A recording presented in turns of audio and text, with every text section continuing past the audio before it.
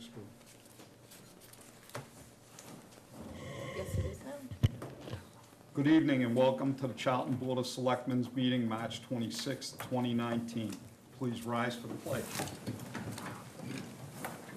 Pledge allegiance To the flag of the United States of America and to the republic for which it stands, one nation, under God, indivisible, with liberty and justice for all.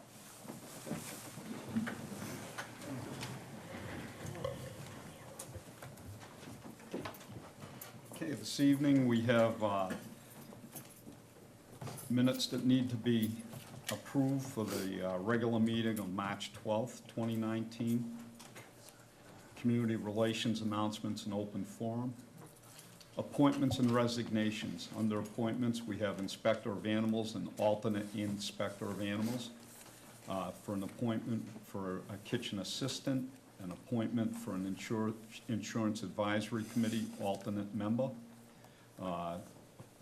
multiple appointments for the auxiliary police officers and traffic controllers, and an appointment for a per diem dispatcher.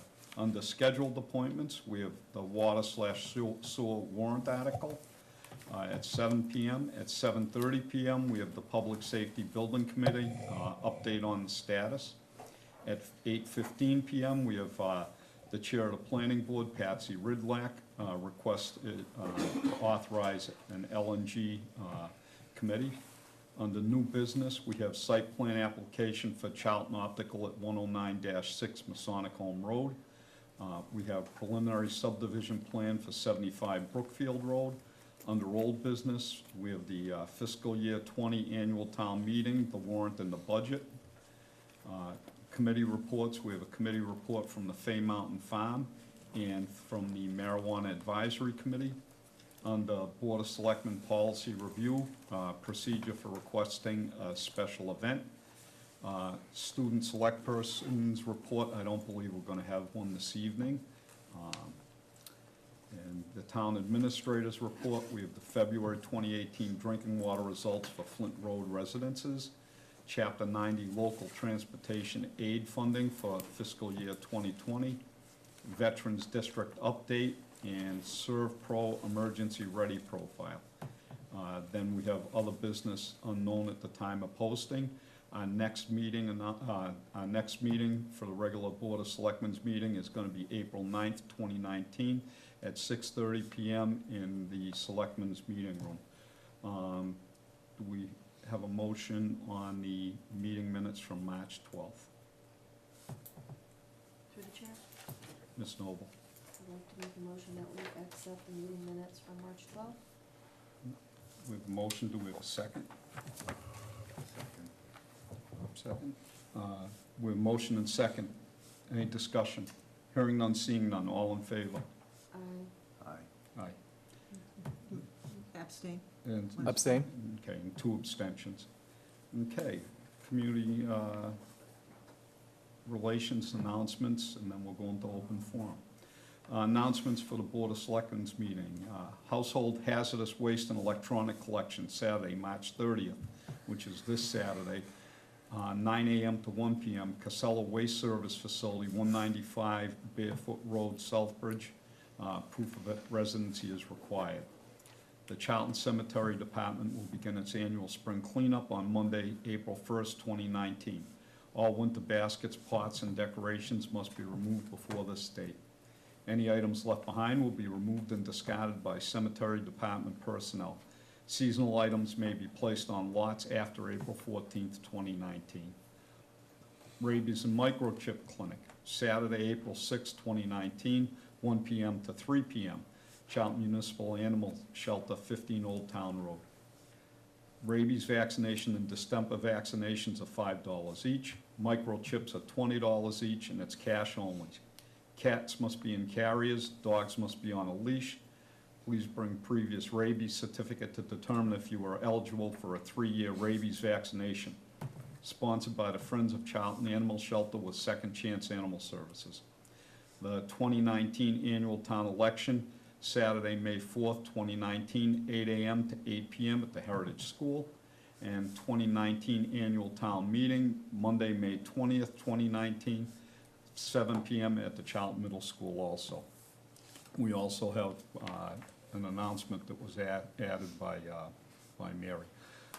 Legal notice of community outreach meeting regarding an adult use marijuana establishment proposed by Fourscore Holdings LLC.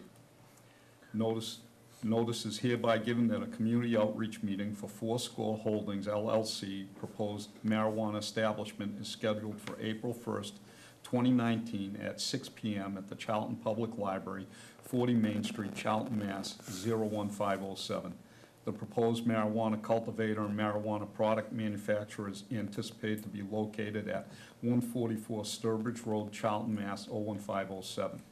Community members will be permitted and are encouraged to ask questions and receive answers from representatives of Fourscore Holdings LLC.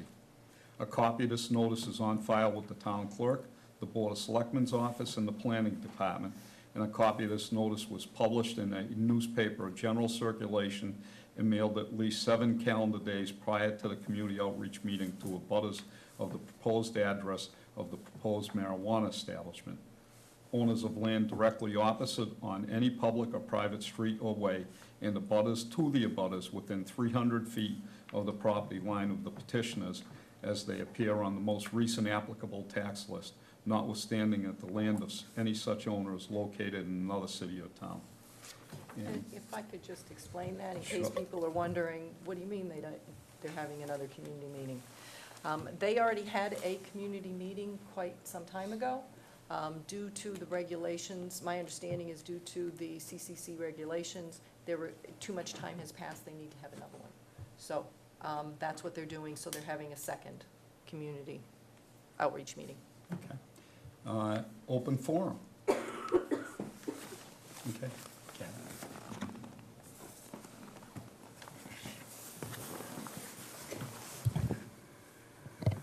Good evening. I'm Kathy Benjamin, 44 Old Worcester Road, and I just want to say that I did observe the last Board of Selectmen's meeting and heard and also read the decision or opinion of Attorney Cosgrove on the petition that I put forward. I would like to express that I am very agreeable to removing the petition from town meeting, as I do agree it only adds fodder to the press, and it also will, I believe, lead to more it'll add to the lack of decorum of the town meeting, and that's not something that I would like to see. I think we've seen too much of it whenever the subject of Valley Green Grow appears. And I would like to, if you will allow me, to invite the planning board chair, Ms. Rydek, to join me at the table, because I think that removing both of those petitions is the right thing to do, and if she can agree to remove the petition of no confidence from the town administrator, I think the town meeting will just be better served. May I invite Patsy Ann Rydek, planning board chair, to the front to discuss this? David? My only question is, I'm not sure I very much appreciate your gesture. I think putting someone else on the spot that way maybe isn't the best course of action. I mean, I maybe- understand where you're coming from, and I appreciate the gesture. We appreciate it, Kathy, thank you. Would Patsy just say whether she's comfortable? Mr. Chair, or I don't not? feel comfortable Yeah, I don't with think, I this. don't This think is not the appropriate forum for that. Yeah, this Okay. is so that you could say your piece, and we appreciate Yeah. it, Kathy, thank you very Yeah. much. Okay, and that's what I would like to offer, and if Okay. it's thumbs Thank you. up, all Okay. better. Thank you very much. Thank you. Okay. Rob, I think you,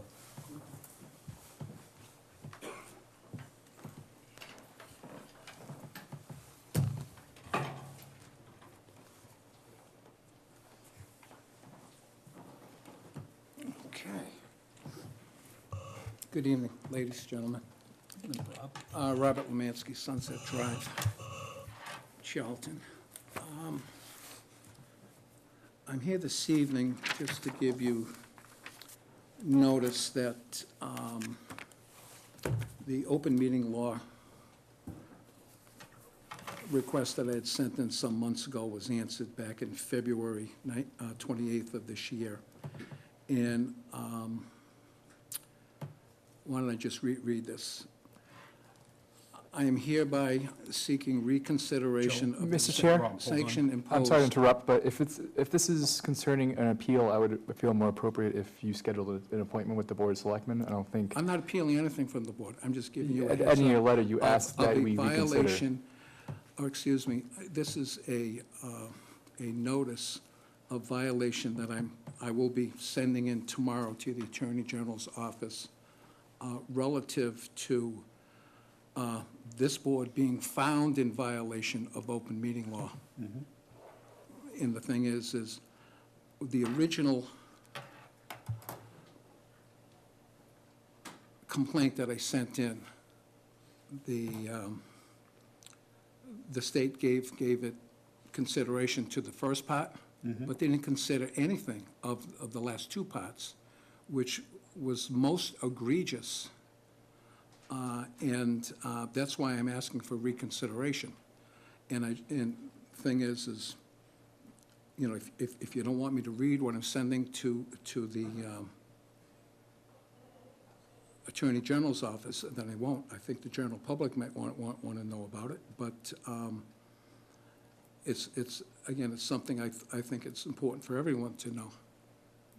If you want to read what you send into the AG's office, I have no problem. Okay, then thank you. I'm hereby seeking reconsideration of a sanction imposed by the division dated February 28, 2019, in open meeting 2019-15. I wish to be clear that I agree with the conclusion that the board violated the open meeting law by convening an executive session on May 8, 2018 for an improper purpose. However, I respectfully request that the Division of Open Government reconsider its decision and the sanction imposed in light of other violations that I presented in my original complaint. Specifically, I requested that you consider a sanction in light of point number 7 listed on my November 2018 letter complaint, which stated, neither Ms. Craver nor the Board of Selectmen had offered any explanation why a confidential letter from the Ethics Commission to Ms. Craver dated April 11, 2018, which document formed the basis for the executive session update on me on May 8, 2018, was released to the local newspaper reporter for the Telegram and Gazette less than a week after the executive session. This is troubling for several reasons. If the matter was properly discussed in executive session, Ms. Craver should not have released the letter of April 11th to the newspaper within days of the executive session. This is further evidence that the matter should not have been discussed in executive session and that it was discussed in executive session only to avoid informing the public that the Ethics Commission had closed the matter against me. Thus, by its action, the board purposely violated the open meeting law by divulging what was discussed in executive session to a local newspaper reporter within days of the meeting and 3 months before the executive session minutes were released to the public. The Division of Open Government did not address the violation in this discussion on February 28, 2019. I request you consider it in connection with the sanction imposed in this matter. This is a very serious violation. For example, Robert's Rule Order Section 9 provides a member can be punished if he violates the secrecy of executive session. This is evidence of a flagrant intent which Ms. Craver and the board violated the open meeting law. The flagrant attempt of Ms. Craver was also reflected in the May 8, 2018 minutes Specifically, I draw your attention to the highlighted portions of pages 3 and 4 of the minutes, a copy of which I have attached. The highlighted portion details how Ms. Craver seeks to avoid discussing issues in open meeting by providing information to board members, then polling them separately to act on a motion. On page 3, the minutes provide. Robin was basically polled us independent. Ms. Craver said, you can discuss this in amongst yourself, but you cannot tell her what your vote would be. Mr. Singer said you would read through everything, then you independently give her opinions on and in, and she, the board, votes separately, and she puts it all together, no deliberation. That last paragraph was a quote out of the minutes of May 8th. The minutes reflect Ms.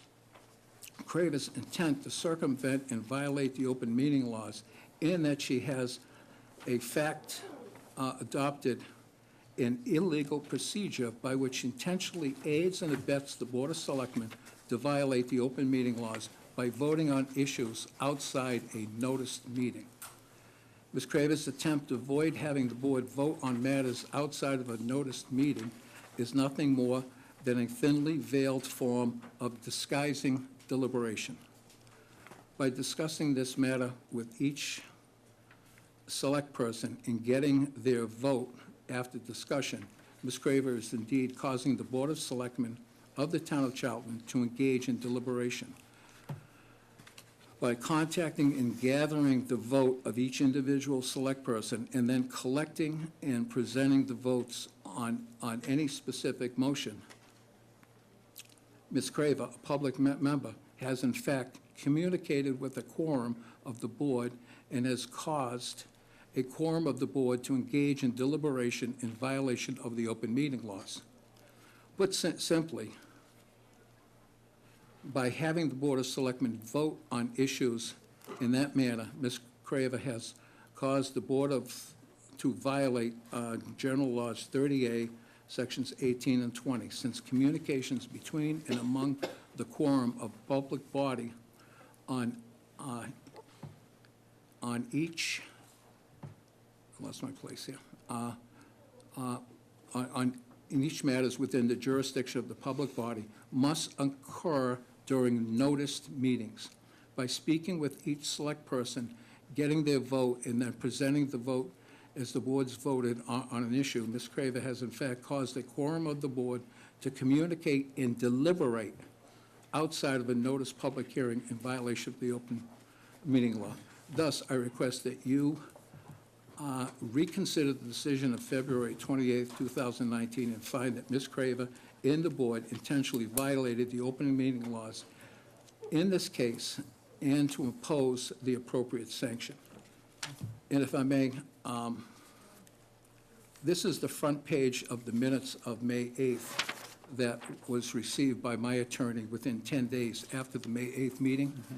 This is a copy of the posted minutes that were approved to be released. So this should look like this. So, Rob, thank you very much for giving Okay. us a heads up that you're Okay, sending all that right, to the, okay. back to the AG's office. We Yeah. appreciate it. I think the board is very much aware of the rules and regulations now, the open meeting law. We try to comply with everything that we've been, we just went through a training session. I was surprised that I didn't see you there.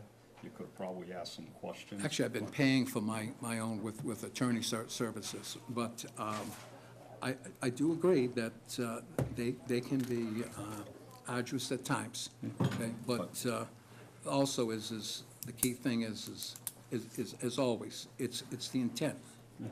Well, thank you very Yeah, much. Yeah, good enough. Yep. Thank you for your time. Yep, thank you, Rob. Appointments and resignations, Ms. Craver.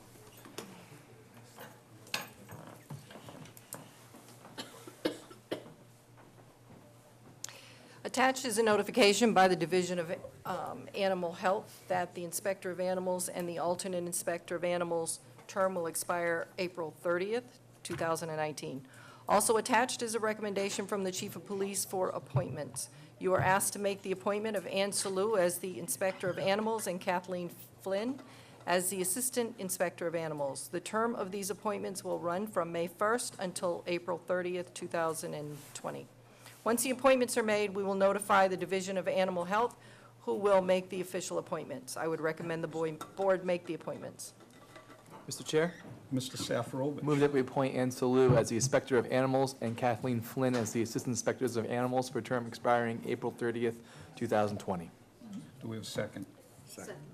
We have a motion and a second. Any discussion? Hearing none, seeing none, all in favor? Aye. Aye. Okay, Ms. Graver? Yes, sir.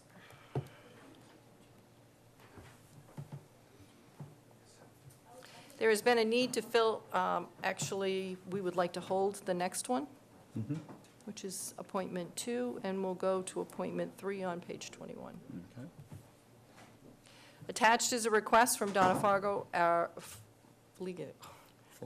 Folio. Just looking at it throws me off.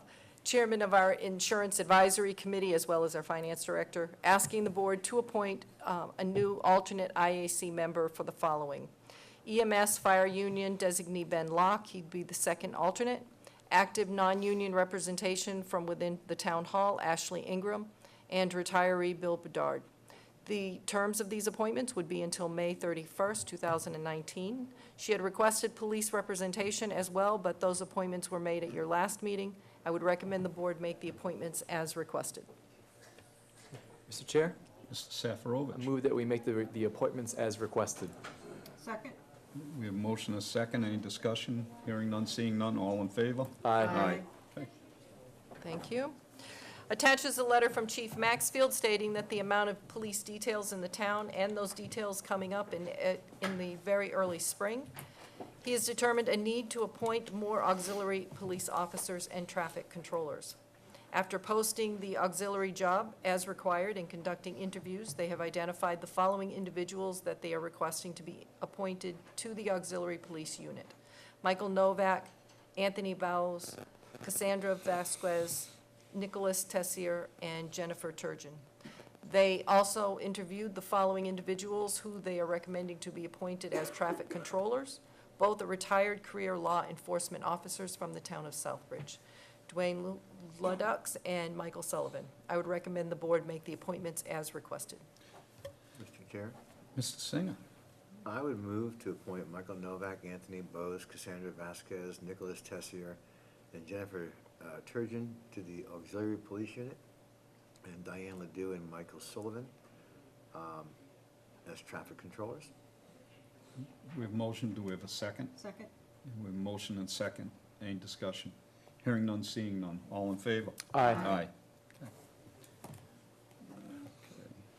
Attached is also a letter from Chief Maxfield stating there exists a need in the Charlton Police Department for per diem dispatchers.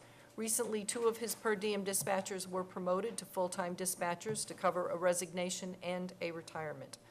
Over the last 6 months, the department has lost 4 per diem dispatchers who have moved on to other agencies to take full-time positions. They continue to advertise for replacements. One qualified applicant is Denise Sequin. She has an associate's degree from Becker's College. She will come in as a trainee, and after the required number of hours as required by state certifications, will be considered a certified dispatcher and will be able to fill open shifts. He is requesting the board appoint her as a per diem dispatcher for the Charlton Police Department. I would recommend the board make the appointment as requested. Mr. Chair, Mr. Singer. I move that we make the appointment as requested. Second. We have a motion and second. Any discussion? Hearing none, seeing none. All in favor? Aye. Okay.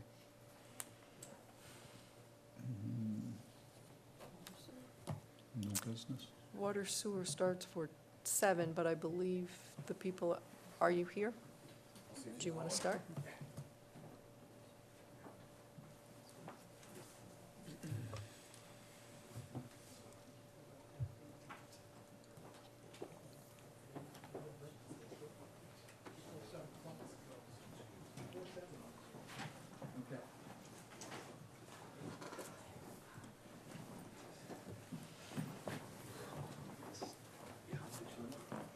He's running early. I thought you were Fabulous. leaving. No, I wasn't leaving. I wouldn't leave my wingman here by himself.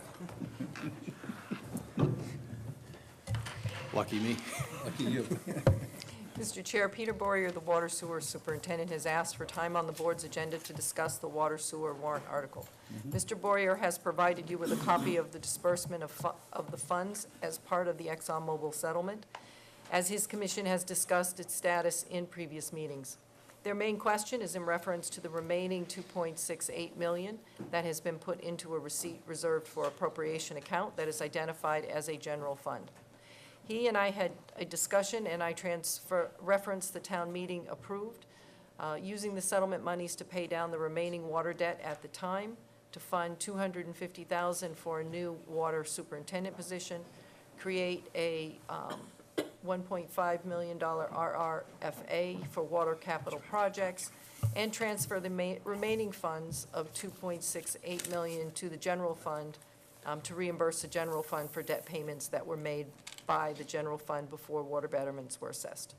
Also, the Finance Committee and Public Safety Building Committee are contemplating recommending at the town meeting that the $2.6 million be earmarked from the general fund debt to be used to reduce the tax burden for taxpayers for the new public safety building. This will save interest payments over time. Also, I spoke with the finance director to confirm all of the numbers, and I do have some further information for you, and the finance director was here. Please do. Sure, anyway, too. Okay.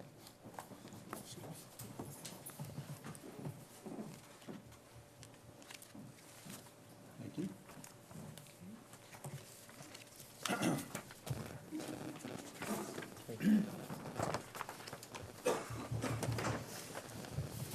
Thought you were escaping, huh, Don?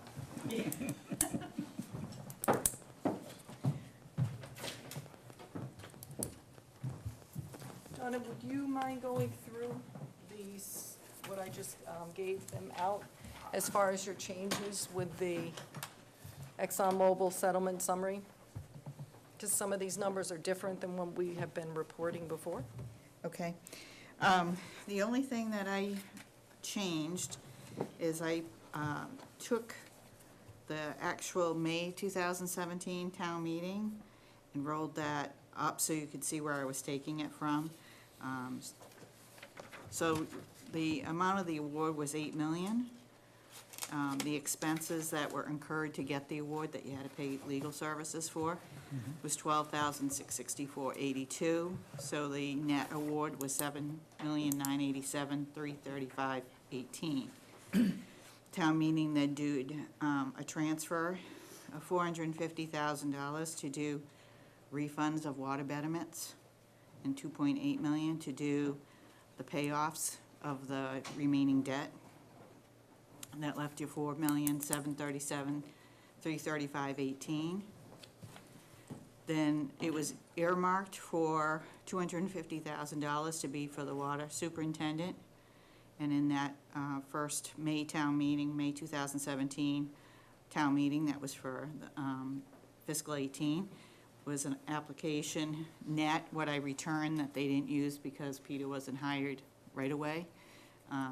So they actually used $40,697.10. At the May town meeting for fiscal 2019, we took $100,000 for water superintendent. And then at October town meeting, was a transfer to the sewer enterprise fund for $86,166.14. So that leaves a balance in that earmark for $23,136.76. And that would be actually earmarked in the FY20 budget coming up for this May town meeting. The water capital and debt fund earmark was $1,803,521. In your first town meeting, May of 2017, for FY 2018, there was an application of $303,521, which that's the number people remember, is once that's deducted, it was $1.5 million. Then there was a FY 19 budget voted in May of 2018, an additional 100,000 from that account, so now there sits 1,400,000 remaining in that account.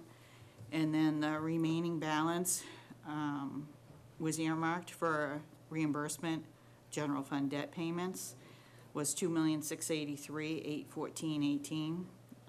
Those three amounts add up to the amount. As you can tell, that was the amount that was just remaining, not because you got 18 cents. There was a expenditure last May for design and land purchase for the public safety complex of $450,000, and that leaves an earmark in that account of $2,233,814.18.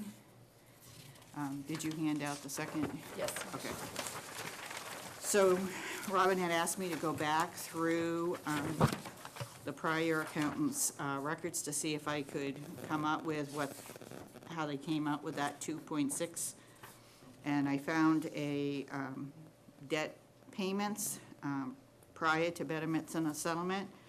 One, you did a municipal general obligation bond and one specific water bond. Some of those were PTA. They add up across to $2,686,105.72 that was paid.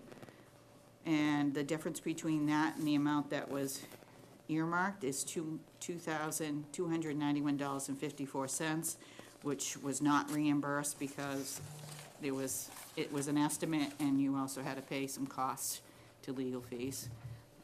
So that's where you're at. Thank you, Donna. Thank you, Don.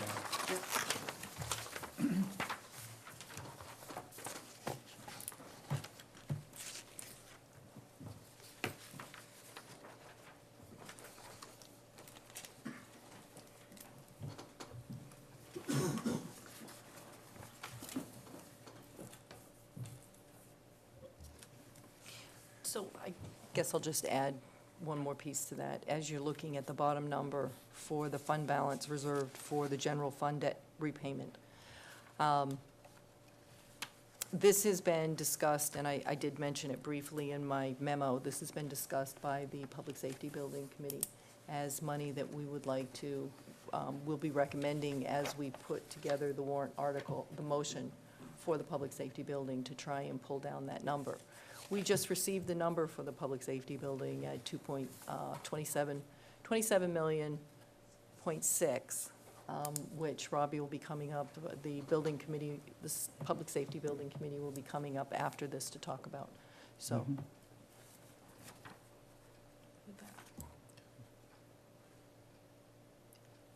Mhm. So you want to hear from us now? Or Yeah. at least- okay. Absolutely. Well, the commission the other night voted to go forward with allowing, or going forward with creating an article on the town warrant to let the voters and taxpayers of the town to decide where this money should go. I appreciate all the work that Donna has done, but I go back to 2016 press release, Town of Charlton, water agreement with Exxon, and this is by Ms. Cray, the town administrator. And they go to number 2, $7,750,000 cash settlement from ExxonMobil to the town of Charlton. Note, the Board of Selectmen and Water Sewer Commission voted to use funds to pay off water debt, cancel all assessed and water betterments, and credit those who have already paid. The remaining funds shall support the water department, parentheses, operation, capital, expansion, design, close of parentheses, as appropriated by town meeting. So, and that's the only statement within this press release that was relative to how these monies were to be dispersed. Personally, I feel that the settlement amount that Exxon has paid here is one, to try to repair the damage that they did. And 2, is if there is a surplus, make sure that there's money there to where the water and sewer department can step in, of course with town meeting approval, to make any additional improvements that we need to do. And I think it's really a injustice to take those monies that have been paid to the town to improve the harm that ExxonMobil has done. And because also, we do have areas of the town to where it's still question marks. And I'm speaking of the areas to where the original report said that this plume that was under the ground of the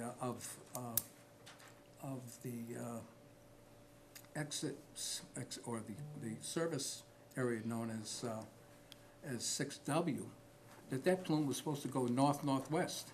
Instead, it went southeast, which then came towards the center and going this way. And now, they have come up, and the reports will show that, and the Board of Health can certainly attest to it, because of all of the reports of any MTBE that are found by ExxonMobil, they report to the Board of Health. And the area that's over behind Stafford Street, behind Cook's Farm, Gould Road, those people are experiencing MTBE readings within their well. So if we were to come up with a way of helping these people and addressing this pollution problem, those funds would be there. And I just don't think it's fair to take the intent of what those funds were for and put them to work elsewhere. And again, as a taxpayer. So Rob, I just want to interrupt you just for a minute, because as you know, I was there at the latter part of these negotiations.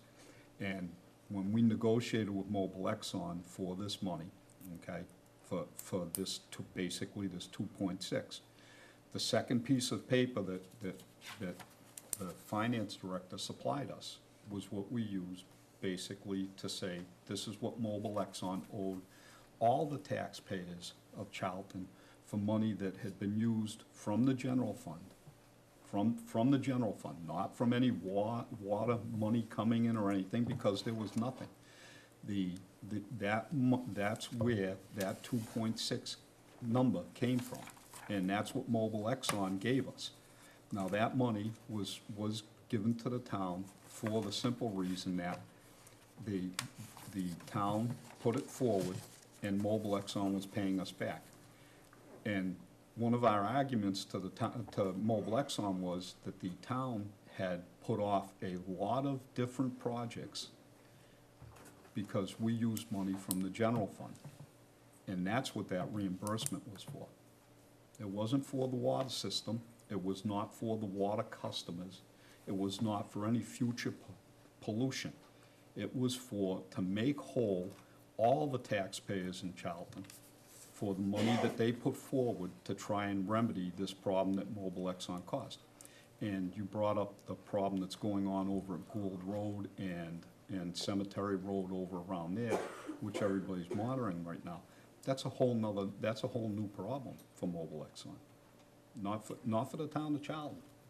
Only if it exceeds 70 parts per billion. But that, And it's not that high as of yet. I don't know if it'll ever get there, but it doesn't sound like a very good situation for those homeowners. If I may, on the second page here, where we've got debt payments, and I don't know the answer to this, but on each year, it goes 7, 8, 9, 10, all the way up to 13. These numbers, does this include or not include US Gen dollars? US Gen. When US Gen. oh, Millennium. Oh, Millennium, sorry. I'm, Oh, way back. well, no, yeah, I was US just Gen. gonna say, It was first US all right, Gen. yeah. No. Probably too many years ago. It was what? It was something else, Pacific, US General. US Gen. yeah, but it was PG&E. yeah. Okay, whatever it was, whatever it PG&E. was. But when those funds were divided out, and the recipients of most of those funds went to a water project and also went to a sewer project. So my question is do these numbers include The US Gen money? So in other words, US Gen was participating, I would probably say, to the tune of $200,000 to $300,000 a year to go and pay for these debts. So is that calculated in here? Because this is a shortage, or is this what? This is exactly- money that we borrowed, this, I believe, Donna, I'll let Donna talk to this. Go ahead, Donna. The numbers on the sheet are the amounts that you paid in debt service.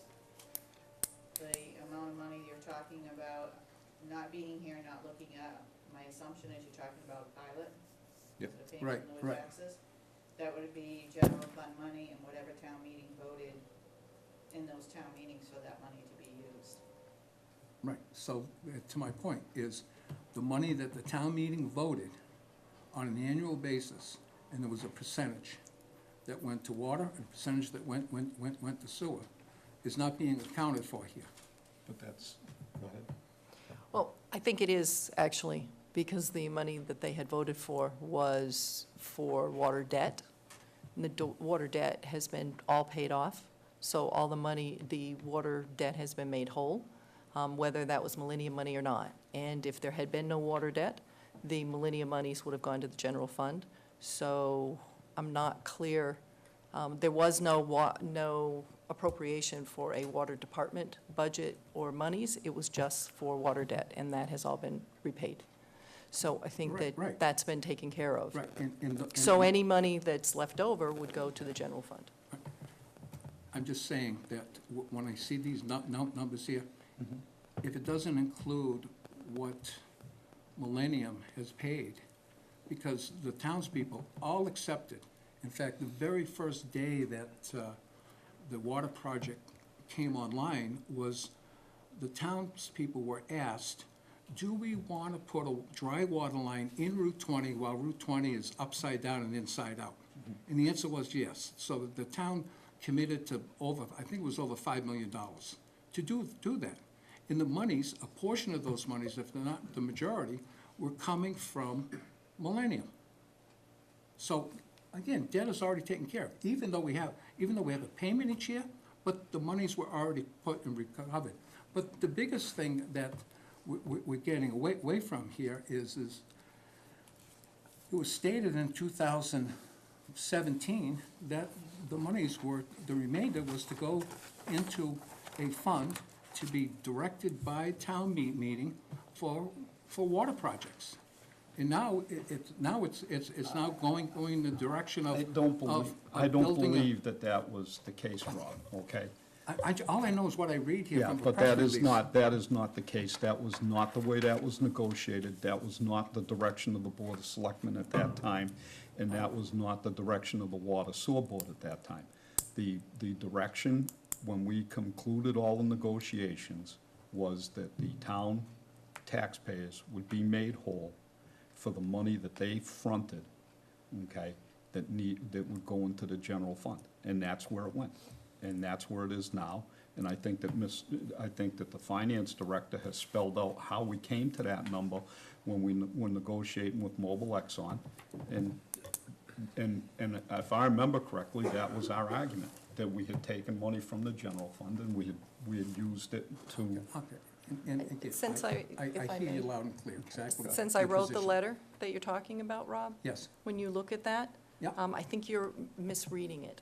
Because what it says is, the Board of Selectmen and Water Sewer Commission voted to use the funds to pay off water debt, cancel, which we did, we paid off the future water debt, to cancel all assessed water betterments, which we did, we made all of the people whole who had paid betterments, and credit those who have already paid. The credit those who already paid means the taxpayer. So No, no, that nice is what try. that is. No, that means the people Well, who already. that paid is- We're getting, I'd like to wrap this up. And I would too, and I think the easiest answer is, this is going on the floor of the town meeting. And the townspeople will vote, because the other question is Donna has pointed out these accounts. Were these accounts created at town meeting, that these funds are in? I would have to go with the finance director who's coming up behind you. Okay, thank you, So Donna. the answer to that would be, the answer to that is all funds received should have gone into the general fund unless there's a specific law that allows you to put it in another account. So in this case, the net amount from the 8 million less your legal fees should have gone into the general fund. That's the law. Robin made the effort to go before the Department of Revenue to ask for permission to segregate these funds into a receipt reserve for appropriation in order for the town to be able to appropriate money to pay the remaining debt, to pay refunds on the betterments, and to set aside these earmark of funds. That was a massive amount of paperwork that went all the way up to Kathleen Cleary at Department of Revenue. After a few weeks, she did authorize that to take place. It was very unusual. They don't usually do this. We were really into a gray area because we were refunding betterments, which I don't think anyone in the state's done. And so they allowed it. It does not require town meeting to put the money in. What that account that they allowed us to create requires you to have town meeting to take the money out. But understand that anything like this normally would go right to the general fund, unless you can fight a decision that the Department of Revenue will allow you to keep it in a receipt reserve. It would normally go to the general fund. Right, and this was all done with the Board of Selectmen and the Water Sewer Commission's knowledge of what we were doing and where we were putting the money at the time. If I may ask Donna, if there's nothing preventing the town from creating, through town meeting, a fund that's been voted on by town meeting and refer to it as the RRFA fund. Only if permission from the state. The permission from the state is ExxonMobil Settlement Reserve for Appropriation Account. Those three Right. items I have earmarked there are just earmarks. They're part of all the same account. It's not separate accounts. They're one account, and their earmark shows what your purpose was, what you told the Department of Revenue, this is where I'm going to spend the money.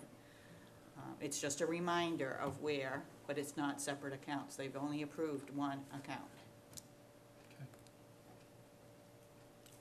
Again, all I'm trying to do is make sure that when something happens, that there are funds available for dealing with it, rather than spend the funds on, the flavor of the day. And I still go back to how we negotiated with Mobile Exxon and where the money originally came from. That's And I my do argument. believe that there is a balance from the Department of Revenue's perspective between taxpayer and ratepayer. I think they took a hard look at what was presented to them, and this was a way of protecting a taxpayer versus a ratepayer, and vice versa. Because had it all gone to the general fund, it would not have protected any water ratepayer. It only protects taxpayers. By putting it this way and allowing some of it to go to the ratepayers, it protects both, and I think that's why they allowed it. I disagree with Donna's analysis. The only problem is we don't have any ratepayers in our town right now. No, and I don't know what the crystal ball says, how soon we will have ratepayers. These are the only funds that will be available as far as addressing situations, especially if they were emergency situations. So you're telling me that the water sewer department or Aquarian, is that, not Aquarian? The town of Southbridge, Whitewater. Yeah, town of Southbridge. I thought for every gallon that we sell or we buy, the town of Charlton or they put into a reserve account for repairs. Capital. John, what they do is they give us a fraction of their retained earnings. It boils down to about 40 grand a year. That's what it boils down to. So that's where we are right now. And I mean, we're just trying to cover administration costs. But what I see here is these funds would be in the lockbox for when something does happen, that we have the money there, so we don't have to go back to the taxpayers, that the money is there. And again, I'm on the same team, okay? Oh, yeah, no, I'm just going historically how I remember we did it Yeah, and why. And those are the ratepayers that I'm referring to. We go through Southbridge, but those are the people that I'm referring to as ratepayers. Those are the people paying for water. And with the way that things, the infrastructure right now, we have no way of charging ratepayers in the town of Charlton additional funds. It's just, again, we don't have the mechanisms, so if something came up and we needed, relative to sewer, we can always charge higher rates. We can charge betterments if in fact there's infrastructure, but we don't have that with water. So, just making a plea, and I think that, at least for me, and I think for the, right now, the majority of the commission is, would like to see this go to the town taxpayers. So I do applaud you for trying to look ahead and try to plan, and that is where we put the $1.5 million for capital for you. I've lost a little bit of touch since Peter's taken over. He's done such a great job. I've not been And I very agree with much. you, he's done such a great job. He has done a great job. I've not been very involved. Has there been any movement on the $4 or $5 million in the bond bill? And what's the last we've talked with the commission and DEP about that? Peter's No, I working on- believe you've been meeting with DEP. Right. And Peter's working on that. What we do have coming up that will be on the town meeting is a request for permission to purchase 2 pieces of property that they abut each other. It's over in the Buffer area. Most of that money is coming from is it bond bill or is it? To purchase the property? Right. We were gonna propose to take it out of our water capital account that's sitting right here. Okay. The 1.4 million Well, Oh, no. or something else? We're not spending that kind of money. No, I mean, no, out from of the that account account. of 1.4 Oh, million. okay. Yeah. At first glance, yes, but in looking at what Dawn has provided, that the water capital account was originally 1.8 million, and the $303,000 that's under that was used to pay down debt, not for any capital project. So if that was the true, I guess, amount that was set aside for capital only, then I would kind of, I'd like to request that 303,000 be, either we can put that back in there or possibly use funds from the 2.2 million to purchase the property. We're currently doing our last steps of examination on that property this week and next week to determine if it's truly worth purchasing and if it will be feasible. And as far as the bond bill, that $5 million that's left there, I believe it started at 6 and $1 million was used for the Berry Corner Road project. So it's down to $5 million. I believe that's still there. I was at a conference probably 3 months ago and Marty Suberg was there and I happened to kind of corner him per se, but I did get him to myself and I asked him if that money was still there and he said it was. Now, I'm not sure the process to get that funding to use, but until we have a large-scale project like developing a public water supply well, I think that's what it's going to take for him to get that ball moving forward. For us to just say that we need it to set it aside, I don't think that's going to work. So moving forward, I've always had in the back of my mind that $5 million will be used if Buffinville continues to move forward, or if we're lucky enough to find a different parcel of property that is adequate to provide some type of water supply for the town.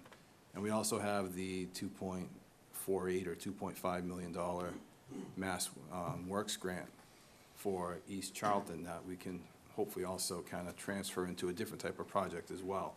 So between those two, and again, not knowing what the total project cost is going to be, if there's still funding there from the ExxonMobil, then again, not to try and fight other departments for it, it's a source of funding, and it could be possible funding that we're going to need to look for, rather than having to go back to the people on the water line to do another betterment assessment to fund a portion of the project to get our own water supply.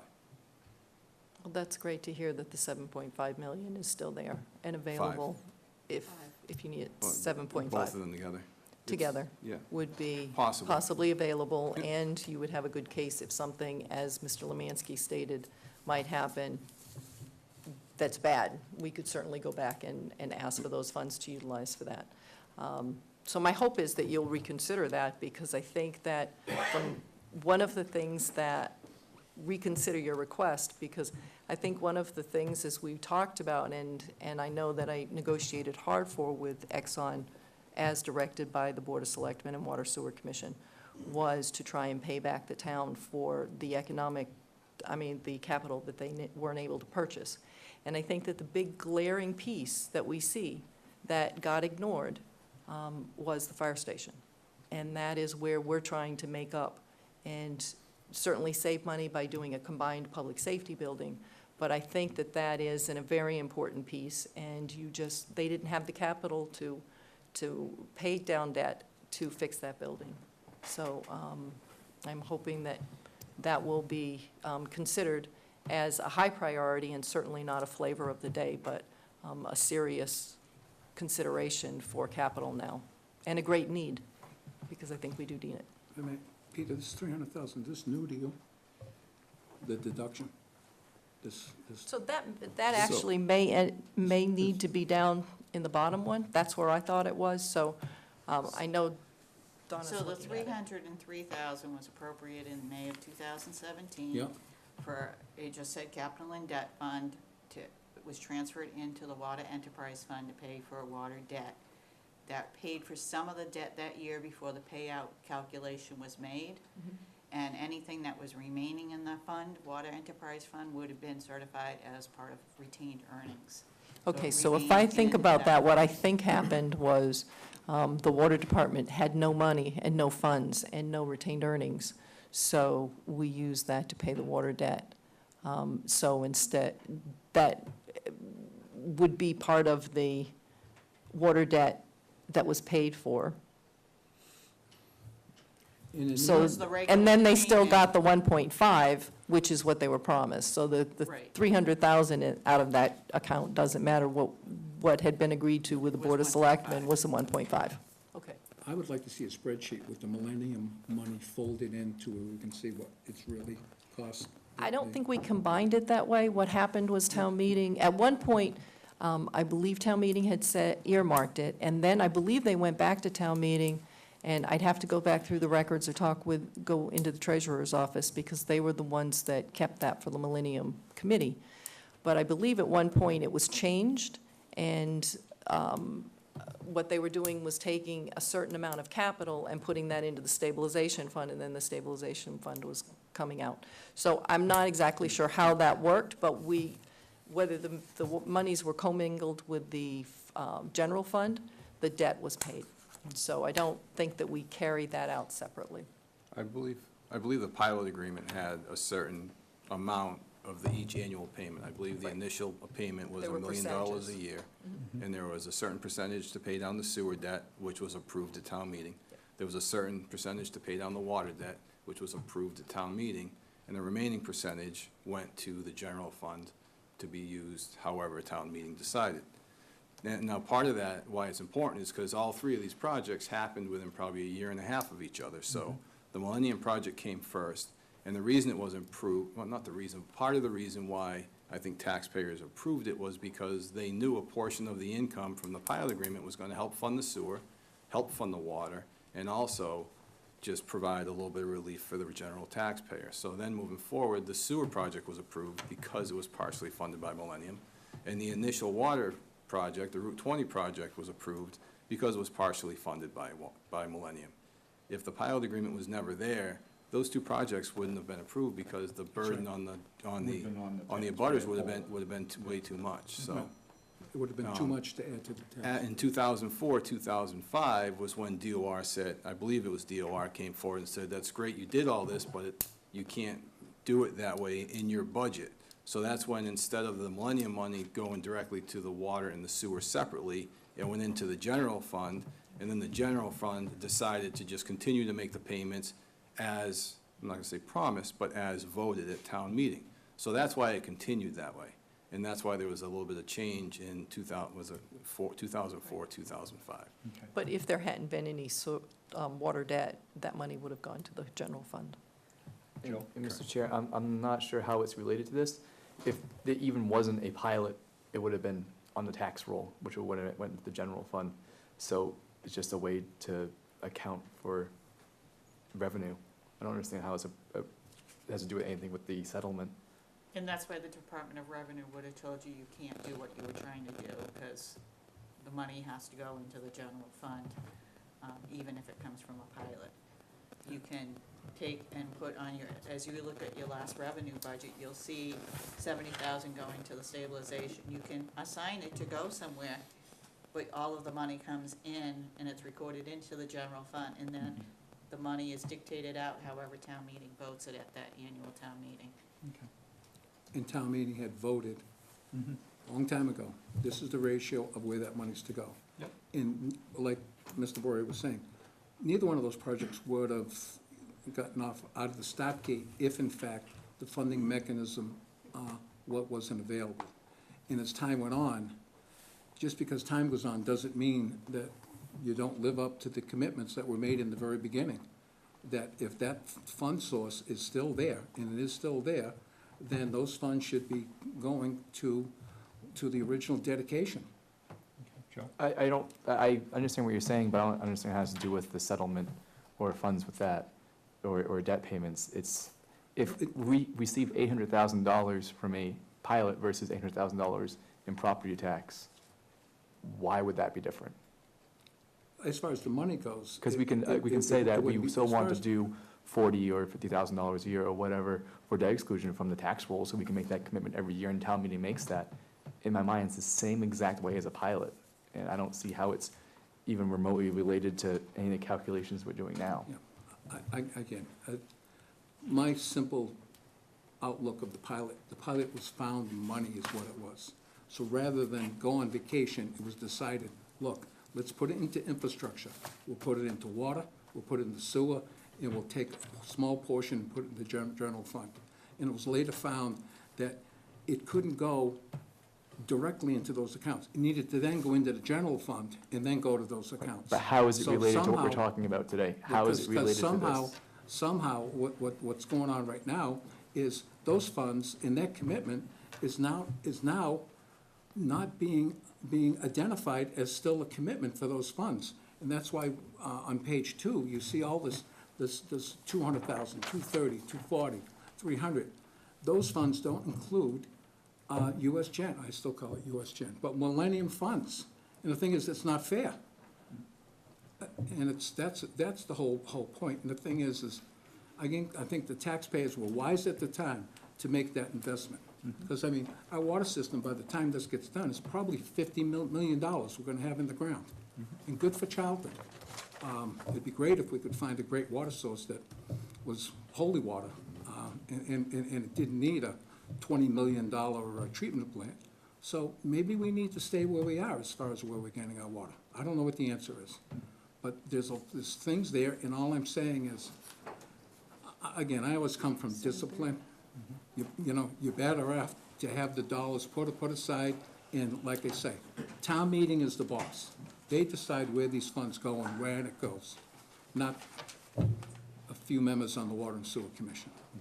Not on the board selectmen either. Okay. Rob, thank you very Well, no, much. thank you for your time Peter, and thanks. patience, and, again, I'd love to see that those funds worked out with the US Gen to see what really is the indebtedness, because nobody wants to punish the taxpayers in town. You know what they've had to put up with over the years, All right. Thank you. okay? Want to talk about our other articles quick, or you want to just do that? It's another night? 7:30, we have a 7:30 appointment. Thank you for your time. Later, guys. Thank you.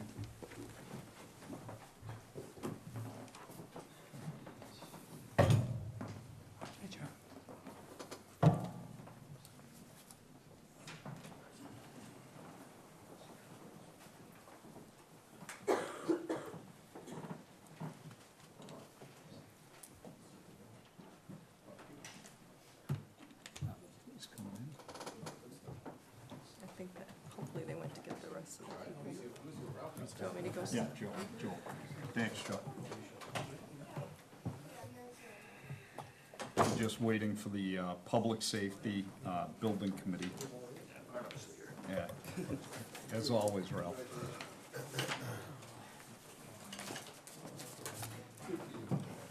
They're all getting some signboards right now, so.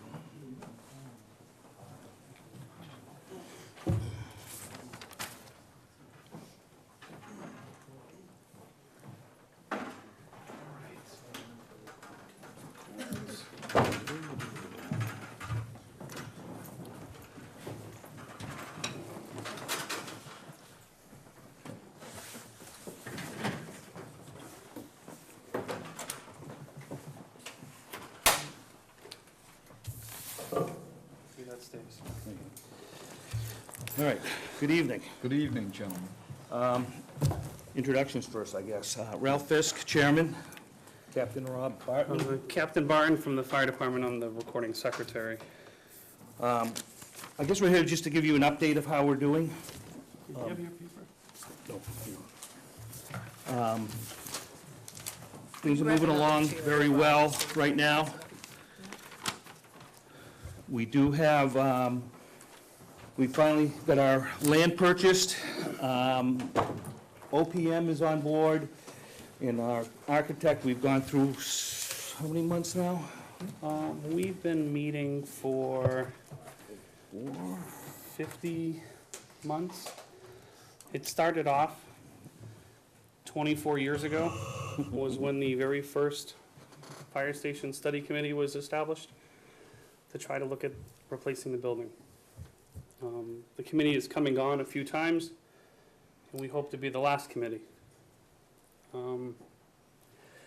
So we've been meeting for 50 months, and we've come from the very first meeting of where do we begin to really now we feel that we're in crunch time between now and May town meeting.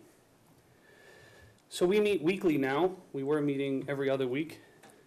We meet weekly now, 9 o'clock or 10 o'clock in the morning now in this room with the architect, the OPM, the committee. The members of the audience, we'll call them, have steadily grown as we get closer and closer, which we're excited about. We have 2 social media pages that we get the information out to the public, a Twitter page and a Facebook page. They're both called Charlton Public Safety Building Page.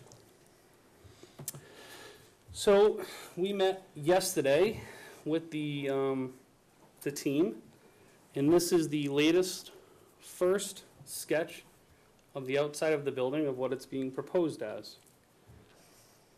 They did provide us with a bunch of other 3D sketches of all around the building, all the different sides, but we wanted to sort of just focus on this one for now. They also did provide us some floor plans, but the floor plans keep changing, so we didn't really want to sort of focus on them. So you may notice something in the plan, it gets discussed, and then the next week it was getting moved around anyway. This is also in motion too. This may not be what it looks like at the end. This is our first draft or first conception. And that too we had a bunch of suggestions to them yesterday, and they took them back, and they've been great, coming back with changes that we've asked. We've had small sidebars, and they've taken all the notes and they've done a great job, I think. Yeah, so after May's town meeting last year, they voted to, the townspeople voted money to hire an architect. The architect and an OPM. Took us a little while, we got the OPM on board. It's called Vertex Engineering is our OPM. And then they helped us select an architect. We got a great number of companies that were interested, and we ended up selecting Tecton Architects to help design our building. So since they've come on board, the very first meeting, we did a space needs analysis of both the police and fire department. And that space needs analysis talks about what we currently have, what the projected future growth is, some of the rooms that we should have that we don't have, code standards, stuff like that. And we were at 45,800 square feet, which we were like, oh my God. And they said that happens because what you're not asking for everything, you're just sort of answering questions about stuff. So that number is usually always pretty high. And we've actually come down and had some realization talks, and we've shrunk the building down, and the architect, Pacheco Ross, is the fire architect. He's come up with some creative ways to save some spaces. So this current project that we were told yesterday, we got all the designs, is 39,500 square feet. Projected at $27.6 million.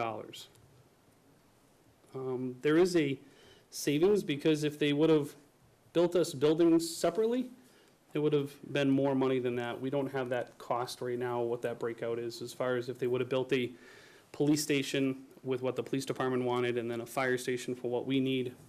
two pieces of property, it would have been more money. Two buildings, two infrastructures, so one building is, we thought was the right way to go for this.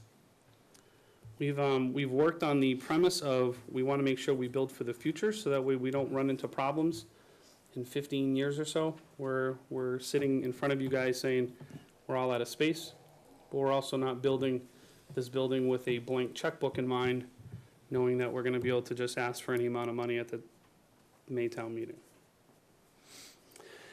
So one of the big things that's different than what we originally had talked about at the Maytown meeting is the site location.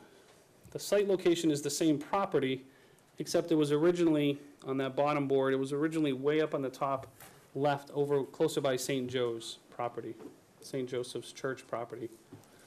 And since then, it's actually moved down closer to the roadway. It fits better in that location. There's less site work that has to go and devolve. There's not these really, really long driveways. There's not a ton of fill that has to get in, associated with it. So we've moved it to make it closer to the road. The only other thing that is sort of odd in the fact that it's turned. Most fire departments, the apparatus bays come right out onto the main street, where this one, it's that area that points closer north, that's the apparatus bay. They've turned it intentionally, and that was actually a huge cost savings for us. Because if they left it the other way around, it was gonna create, they're gonna have to bring in a lot of fill, they're gonna have to create a lot of walls, it was gonna be a lot more expensive to do. So the architects, they thought about it, they're topography engineers, and they said, if we turn the building and the apparatus sort of come out on the backside, or the top of the L, if you look at it as an L, then that way it will allow the savings for the town. We don't have to bring in as much fill. It is a two-story building. So then the big concern that we had when we first saw the photo was, I don't want to climb up a hill with a fire truck, because in the wintertime, if that driveway isn't completely clear. However, fortunately, Masonic Home Road is built on a pretty big hill. So when you come out of the apparatus bay and you come straight out and you come out onto Masonic Home Road, it's level. It's the same height. There's no climb and grade. So then if we were to take a left to go towards like the center of town, we would have to climb about 15 feet over that driveway to the Masonic Home entrance. Is about a 15-foot grade increase, and totally manageable compared to what we have to climb now. So it is a two-story building. The way that the layout is fire admin is on the first floor, and the police officers area is on the first floor. And upstairs on the second floor is firefighters area, kitchen, day room is on the second floor, and the police admin is on the second floor as well, on their side of the building.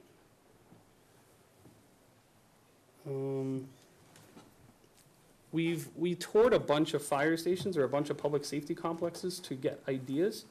We found out things that worked and things that didn't work. The police department has done their due diligence as well, as they've toured some police stations as well to find out some of the things that they are running into as their current operation. So looking forward towards the future. They just recently went down to Sutton, where Tecton is building that police station, and they saw some great ideas there, and they've incorporated them into the change. Chief Max Field and Lieutenant Dowd and Sergeant Cloutier met with them yesterday to shift some rooms around and stuff. So we are trying very hard to be ready for May 20th's town meeting, which I think we're going to. The future for us is starting Meetings, Yeah. Public meetings. We got a list of groups, organizations we'd like to go to and start talking to them. Bring these signboards. What we're looking for is questions, concerns from the public, so we can have those answers prior to town meeting. So if we got about a half a dozen or more groups we'd like to visit. We're still working on dates and stuff like that to actually go through this. So this is basically our first one to come up in front of you to let everybody know or get some questions or answers from whatever you have or concerns, and go from there.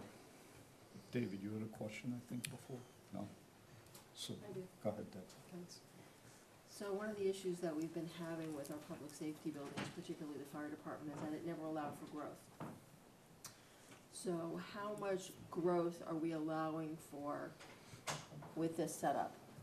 So, great question, and it's one of those things that we had to balance, right? Because I'd love to make a giant building where we don't ever have to worry about growth, but that's just not a reasonable or feasible option. So currently, right now, we have 10 garage bays total at our fire station. We have 5 on Power Station Road, we have 4 up at the station just down the street from here, and we have 1 across the street from Power Station Road that holds the tower truck. So at a bare minimum, we needed 10 apparatus bays. That would be equal. The boat over at this station is parked behind 2 vehicles already.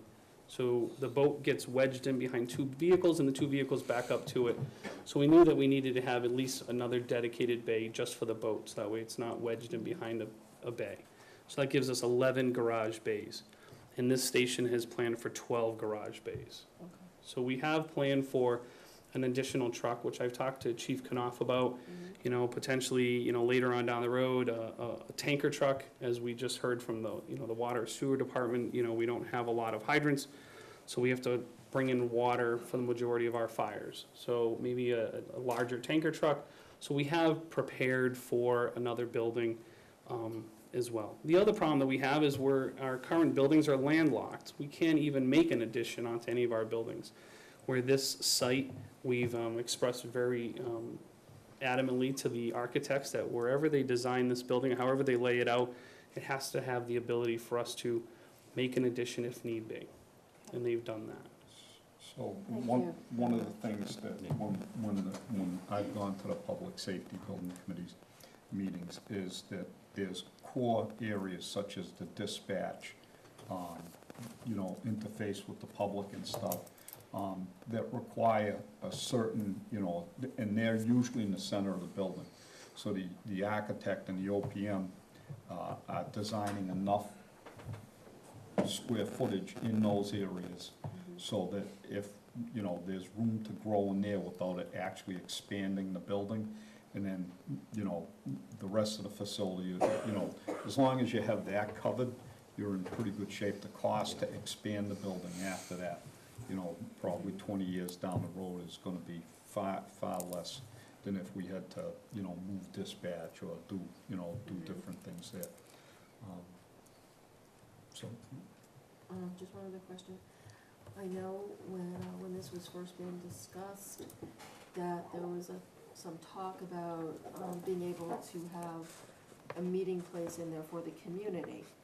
Has that been incorporated? Yep. Yeah, so on the sketch drawing, that's that glass building up on the 2nd floor.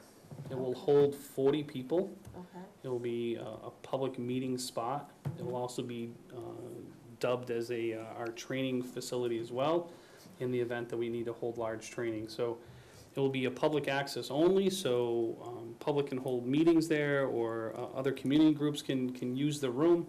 It'll be set up for them. They don't, they have their own lavatories on the 1st floor and on the 2nd floor, so there's still the security of the building is the integrity is there.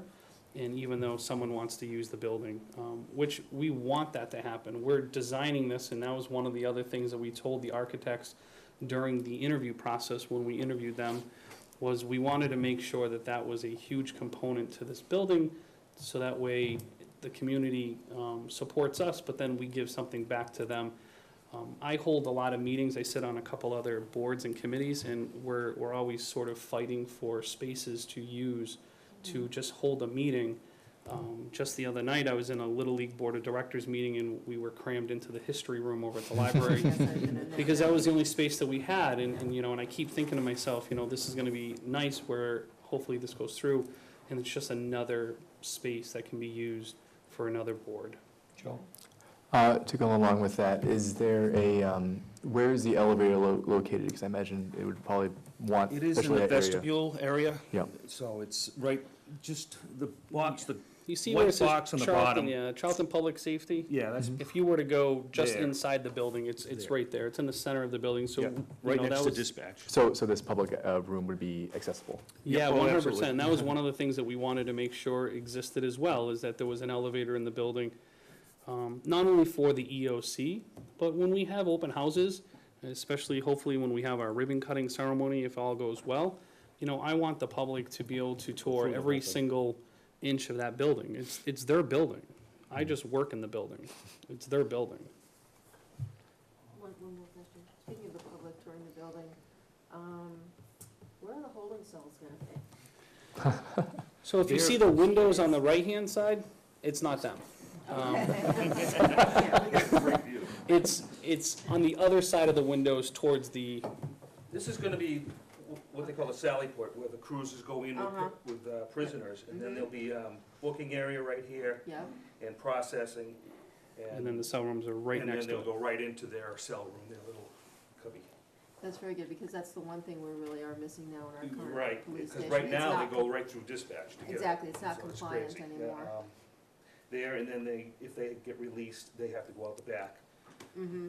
to. Which- Right, which is another big problem that they have now, is when a prisoner is released, there's nowhere to release them. They go through the lobby and they go passing by the Girl Scouts that are selling cookies at the police Right. station. So we want it so that way they have a better slot. So we have thought of a lot of these things, and we've tried incorporating them in the best we can, and our architects are incredible, where we keep having them change boxes, as they call it. It's just changing boxes around.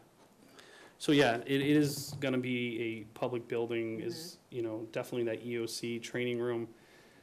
We'll create a system where they can just reserve it the same as they do over at the library, so. We hope a lot of other towns come here from fire and police to use this building for Central Mass and whatnot, for their meetings and their trainings and stuff like that. So something that the town can be very proud of to show off. So we've shaved $5.3 million off of the proposed dollar amount already. And we're gonna keep working as hard as we possibly can every week to see what that number needs to be. I don't know what that number is gonna end up being. We wanna make sure that that number doesn't get so small that when we move in 5 years from now, we're saying the building's too small. So there is that balance that we're trying to weigh out. Through the chair, first, thank you for your hard work, it's really appreciated. I want to talk a little bit about funding. I know at one point I had a conversation, I think, with someone about applying for significant funds, state grant monies. Can you provide a status on that, an update, or any Yes. deadlines you need to meet, anything you need from us, or that we So can we- expedite the process? So we have two avenues that we looked at. We used retired Police Lieutenant Carl Ekman, who sits on the Emergency Management Director's position. He has a contact at FEMA, and he's been working with his contact at FEMA to see if there is any available grants out there for this project. The only thing that we're coming up with so far is potentially something for our EOC, which the FEMA government will sort of give some funds to help equip your Emergency Operations Center to prepare for like a disaster. So he is working on that. There's nothing out right now, but they do pop up, so he does have somebody looking at that pretty diligently. And then we also met with Representative Peter Durant, and we talked to him about it as well. And there's nothing at the state level as of right now for the public safety building, but he says that there may be some other grants that come out that can be appropriated for equipment that would go into this building to help sort of offset, you know, equipping the building.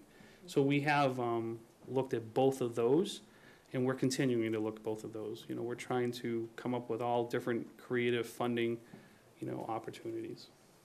Very good, thank you.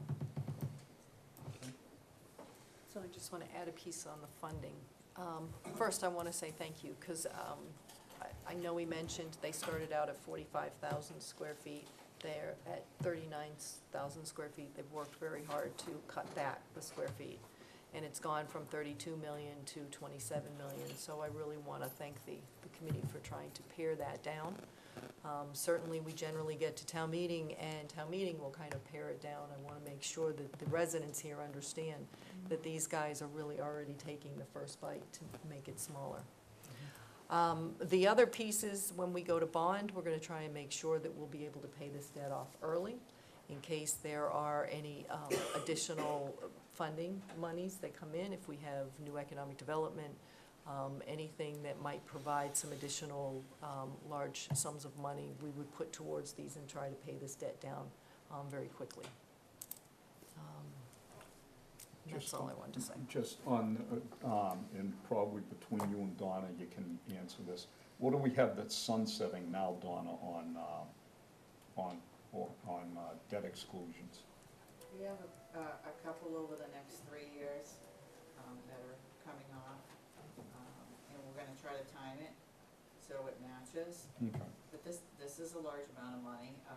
Originally, I thought maybe 20 years, but I'm thinking this is gonna be a 30-year. And what Robin and I have talked about is making sure that in a bond issue that there is the ability to prepay without penalty on it. We ran into a couple in the water that we can't prepay, and we're gonna have to keep paying from that money that we reserved, but there's no ability to prepay on two of them. So we won't run into. Joe? I do want to echo the thanks for working on this. It's exciting to see it's actually happening. Can you share any just public input so far you've received? I know you said you committed to having social media presence. Facebook has really been hitting it pretty good. Maybe one issue, and it was pretty simple, where's the money coming from, and for the rest of it, it's just been very positive. But that's just Facebook, and then I can also add something Yeah. to that. We've reached out to Overlook and St. Joseph's and invited them to attend the meetings. They are attending and they are giving input, so we're trying to make sure that the neighborhood is involved in the planning, so they are also making recommendations. And we're happy that they're doing that. And I did see your Facebook page. It's wonderful. Thank you so much. I had a reporter send me an email today, and I just said, here, go here and see it. Yeah, So, it's great. they did do a story on Channel 3, Worcester News Tonight did a story. It aired at 6 o'clock and again at 6:30. It's airing again at 9 o'clock. I think it's channel 193. I think we had to find it. So they did do a story about it today. They shot it today. They've already aired it. We are going to reach out to some more of the press to see if they can do some more of it. You know, we want people to come to these town hall style events that we're calling them. Right. You know, I don't want it to be sneaking up on the townspeople at May 20th town meeting where they go, oh, you know, it's the first I'm hearing about this. I want people to come to these, you know, we want them to ask their question and give us some time to get their answers for them. You know, we want to be able to at least share their answer or share their question with everybody and then get their answers for them.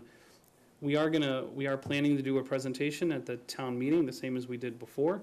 So there'll be a brief little, 5-minute slideshow or something like that will talk about the needs and the building design and stuff. And the timeline still is unknown. Even if it passes at May's town meeting, we still probably won't get a shovel until about this time the following year. And then after that, it takes about another year after that to build. So we still have some time before, we're totally in. But it gives us something to look forward to. The other thing, if I may, Mr. Chair,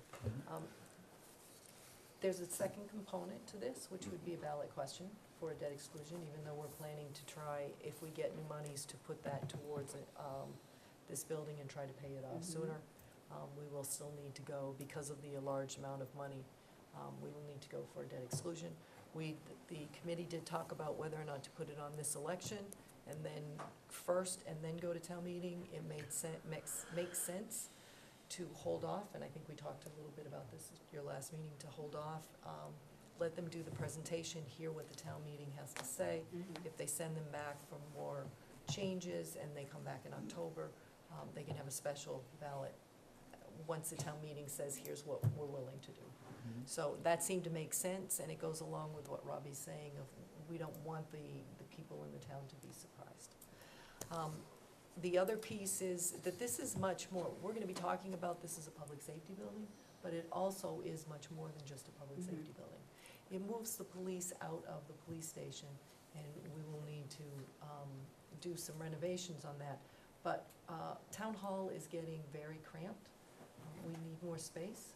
As you know, we've been talking about archival storage for many years. We've tried to do a building.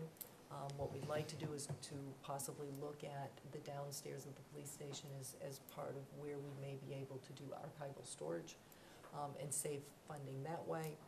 Move the land planning, land and development planning over to the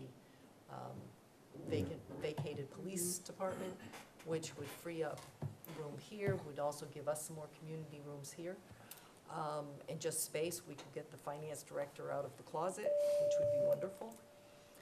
And lastly, you know, we will bring to you a plan also to try and sell the fire station property and then take those funds and put that towards debt too, and apply that. So, you know, there is a lot of moving parts, and it starts with this, but there's other phases that this will affect.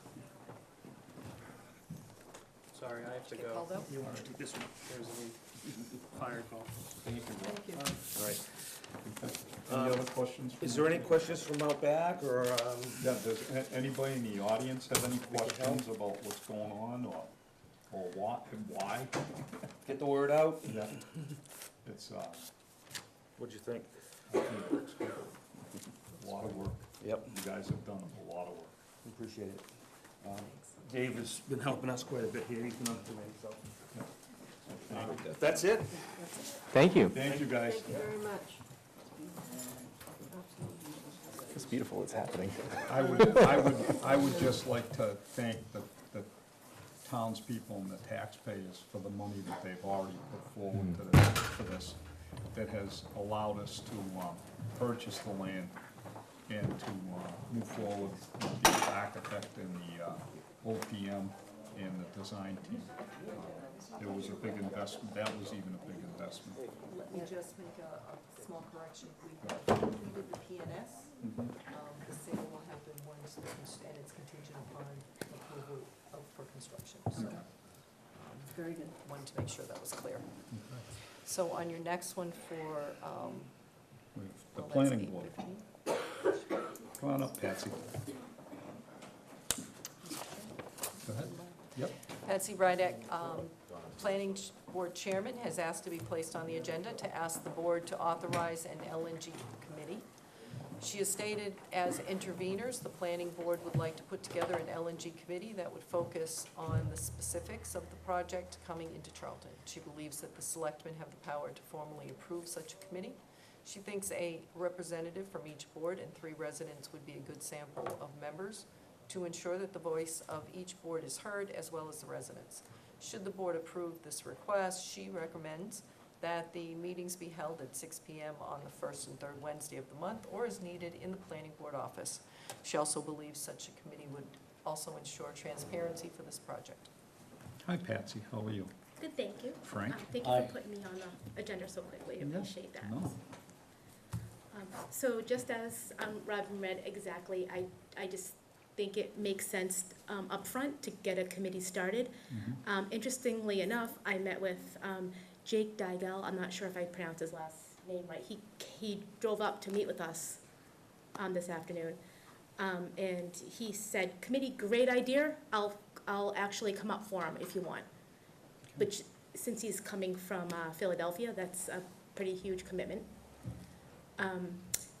We also talked about him being very willing to go through site plan and to talk about the ZBA process too. So it seems to all be, working together, so it makes sense. And I'm looking for whatever recommendations that you feel would. So I guess I have a question to to the members that have been here the longest. Is can the planning board form the committee themselves? They don't need us at all.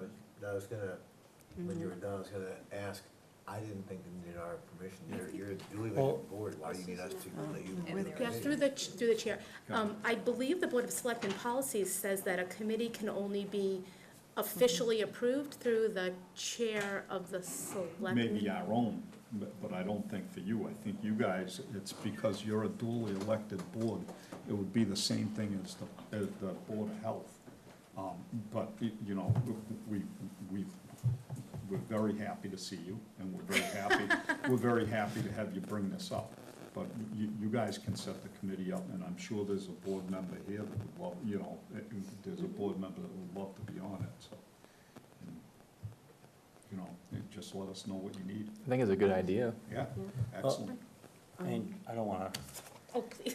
so I'll just state, Chair, for the record, that I do have a quorum here, but we did post Okay. that we'd have the meeting here, just so everyone knows. I happened to read the petition, the revised petition in the past couple of weeks, and that's how I ended up talking with some of the members of the planning board.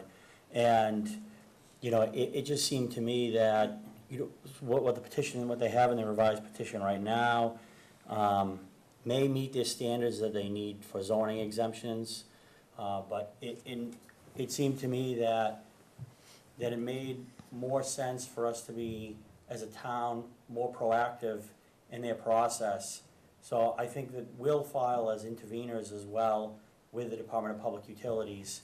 Whether or not that it's gonna be, the way that I've read some of the decisions so far is that some towns end up opposing, a project like that. Some end up, I can't think of the word. Being a proponent. Supporting the project depending on where it goes. And I think in terms of the what's the name of the company, Liberty? Liberty. Yeah, NEC. it's in Liberty's interest for them to work with each one of the boards, and it makes more sense, as Patsy and I kind of talked, it makes a lot of sense for permit granting authorities to be speaking with them. Whether it's actually, they're filing for a variance in our thing, or just meeting and working on some of the issues. And I think that, I think having something that's a little bit more cohesive makes more sense for the town and protects us overall, because the last thing I want is another lawsuit from the ZBA. Yeah. So we are probably gonna I don't know if have you do you have an intention to file? Have you already filed as interveners? No, the planning board filed as the intervener. So Intervener, that, multiple boards can file as interveners. it's, the planning board is basically the people that are gonna make sure, that the town gets the site plan. If they're going to, and that was gonna be a question for you, Frank. This isn't like a 40B where they go to the zoning board of appeals to get all their No, right. permits and But stuff. essentially though, from the way I've read it so far, is that, once their petition goes through, if they get the exemptions that they're asking for, I don't know how much authority the town will have for some of these things.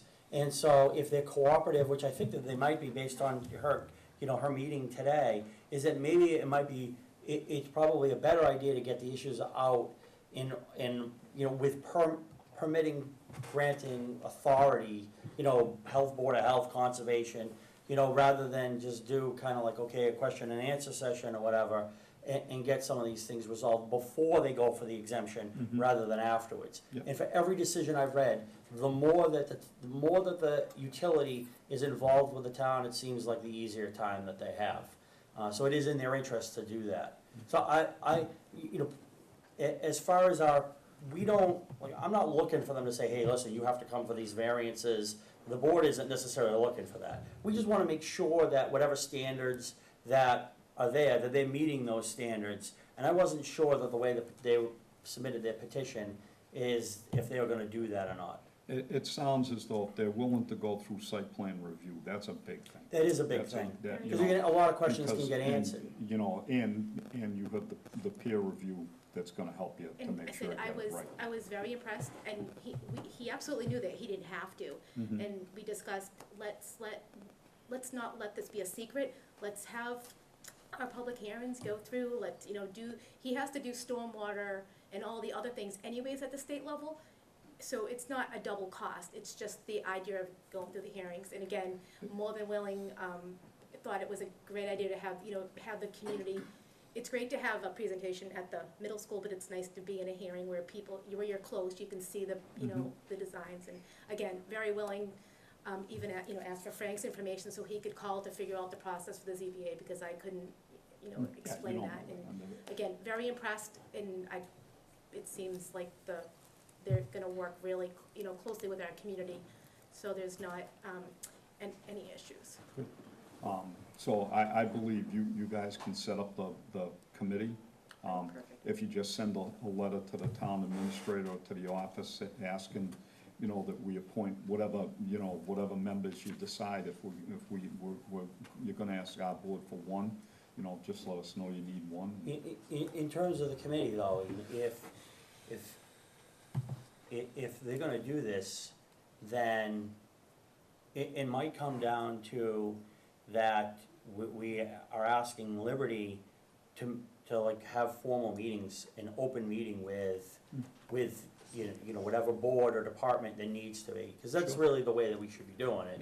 Yeah. I would expect nothing less. Yeah. I mean, it's nice that you can meet with them one-on-one, but I know that you're gonna, when it's information sharing and discussion, that'll be an open meeting. And Yeah, I we just let think- the safety bill, them having their Facebook page kind of posting what's going on, I think that's a great idea, and maybe somebody on the committee will step up and volunteer. I'm sure. Well, just to make sure that, there was a meeting and this was what was discussed, just, again, so no one, not in the room doesn't, feels that they don't know what's going on, so, so to make it a more simple, Yeah. transparent process. Excellent. Thank you so much, David. So just, while we're discussing this, they're gonna set their own committee up, but if there's anything that this board can do as far as facilitating, getting information online, on the website, on cable TV, but just to ensure that word is out and widespread enough so that you can get, citizens to participate, whatever you might need. Through the chair. That's all. Deb? Hi, Patsy. The only thing I would suggest, and I think this is wonderful, and you and I may have discussed this previously, is I would really encourage you to have somebody from public safety, from fire and police on this committee. I know that their input on the committee that Gina and I are on is really invaluable. So, Robin, can I just send an email to you to kind of disperse and ask everybody? How does, this let us know? I think if it's gonna be your committee, you should probably put that out and coordinate that. I'd be glad to you can send things to Mary, we can get them out on the cable, the web, and they should be responding back to you. So pretty much an invite to, each department and see if Bill any members. Bill has all of the department heads, we have a department head group, so he can just send it out to them. Awesome, thank you, Excellent. Super. thank you. Thank you. One more thing.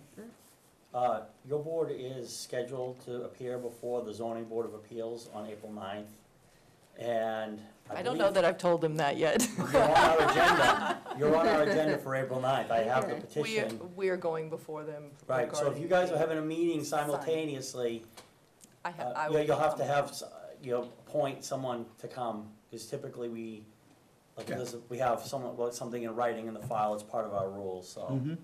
So, Frank, what we're planning on is that our IT person will be coming. This is about the sign across the street. We need to get a variance. And I will probably be Yeah. asking to be excused for a moment to go down also to there. Okay. So it won't be the full board going, it'll be No, staff as long coming. as long as something is in writing from the board saying who the authorized person is, that's what the zoning board rules say, so. I just wanted to let you know while I was here, that's all. That's good. Thank Yeah. you. Thank you. Well, Thank you. You caught me by surprise, Frank. I'm like, you need a variance? you need a variance. All right, excellent, thank you. See, some of that stuff just kind of gets done. With him saying that, would the board be willing to take a vote to authorize myself and the IT person to represent you in front of them? And can we just do that, since it came up? Okay, so we have a motion, do we have a second? Second. Any discussion? Just a general comment. I was under the impression we were the appointing authority, so I learned something new tonight, too. So No, not how does it, so for, Just for ourselves. There's subcommittees they can appoint. okay. So it would be a planning board subcommittee instead of a board of selectmen subcommittee or ad hoc committee, Okay. if I'm not mistaken. Yep, that's correct. Okay, so we have a Thank you. motion, we have a motion, a second, no discussion, all in favor? Aye. Aye. Okay. Okay.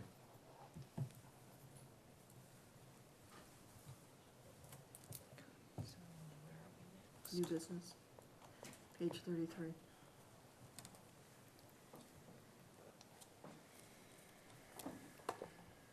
site plan application, Charlton Optical at 109-6 Masonic Home Road. The planning board has provided you with a copy of an application submitted to them by Peter Malley at the Masonic Home Road for a site plan approval to construct a 516 square foot addition to the existing 1,161 square foot building. The expansion will provide the tenant, Charlton Optical, with additional space for its services.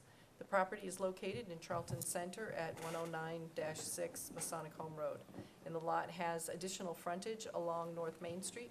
The property ID is Assessor's Map 35, Block A, Parcel 11, and is zoned Village. You are asked to review and provide any comments, if any, no later than April 2nd. Okay. If anybody has any comments, please forward them to the office or to the planning board. Okay, next, the planning board has provided you with a copy of a preliminary subdivision plan submitted to them by Infinity Energy Services, 2,885 Route 9, Howell, New Jersey, for property at 75 Brookfield Road. The plan shows a short cul-de-sac road with a length of approximately 120 feet, providing frontage and access for 2 lots. The proposed Lot 1 contains approximately 24.76 acres, and proposed Lot 2 contains approximately 6.5 acres. The property is located westerly of Brookfield Road and northerly of the Massachusetts Turnpike. The property ID is Assessor's Map 27, Block A, Parcel 1, and is zoned low-density residential and agriculture. You are asked to review and provide comments, if any, no later than April 2nd. If anybody has any comments, just forward them to the office. I'm assuming this is one of the ones that walked in, one of the solar projects that walked in by filing. Okay, Ms. Cravel. Okay. Okay.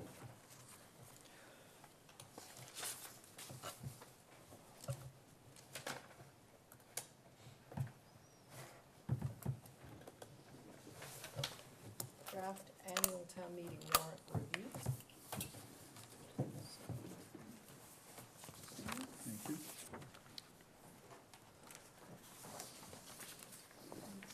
So we prepared a draft warrant for your review. It was passed out to the department heads today at the department head meeting for their review and comment. The Finance Committee is continuing with its budget hearings on the balanced budget that was forwarded to them. You planned on revisiting the placeholders tonight, including a water sewers request to clarify ExxonMobil money and 2 petitions. How would you like to proceed? Okay.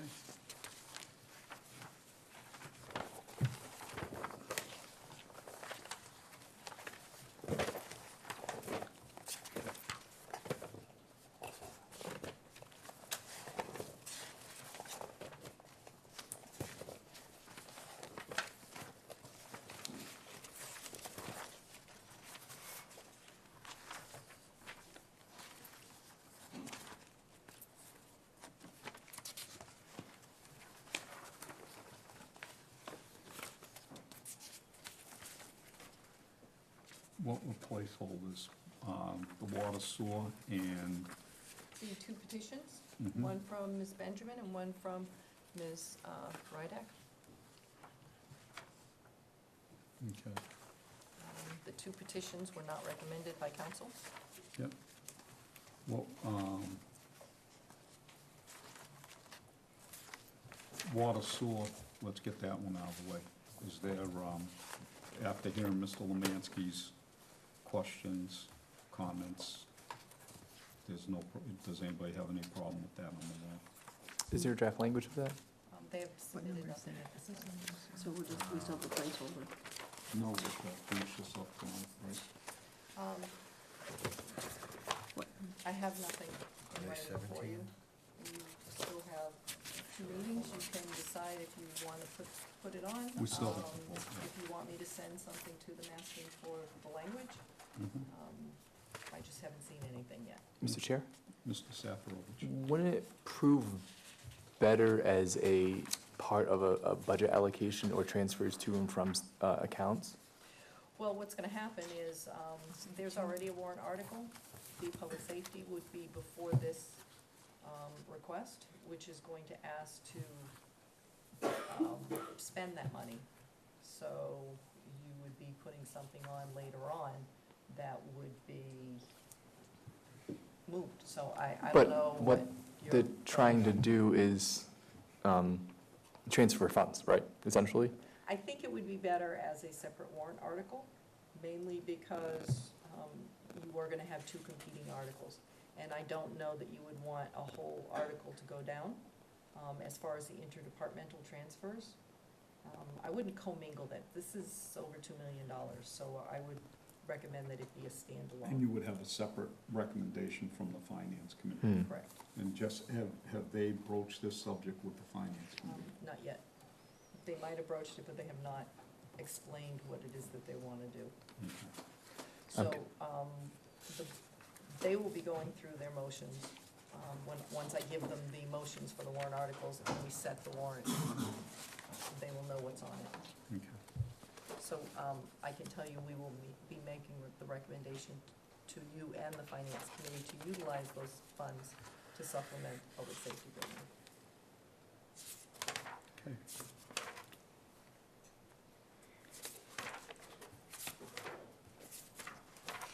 Peter is still here. Do you have language? Have you talked about language for your warrant article? No, I wanted to make sure it was gonna be on the warrant before I bothered putting language together. So if that's what you're looking for, I can prepare that.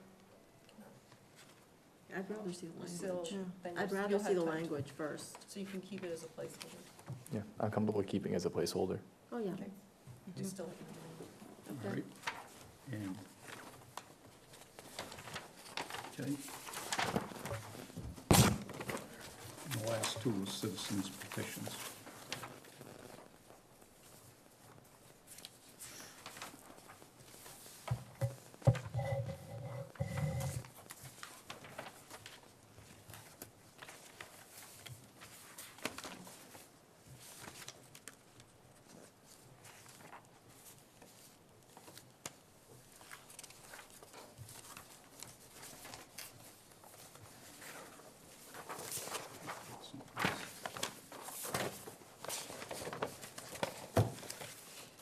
you have been given the petitions before. I think you're aware of what they are. Mm-hmm. I did not put them in your packet, Oh, okay. if you were looking for them. If you need them, I do have them. No, I think we all know what they're about. So we're not talking about 27 citizen petitions? No. No. That one's Those fine. are petitions that are already on. It's the two that the town council recommended that you do not add.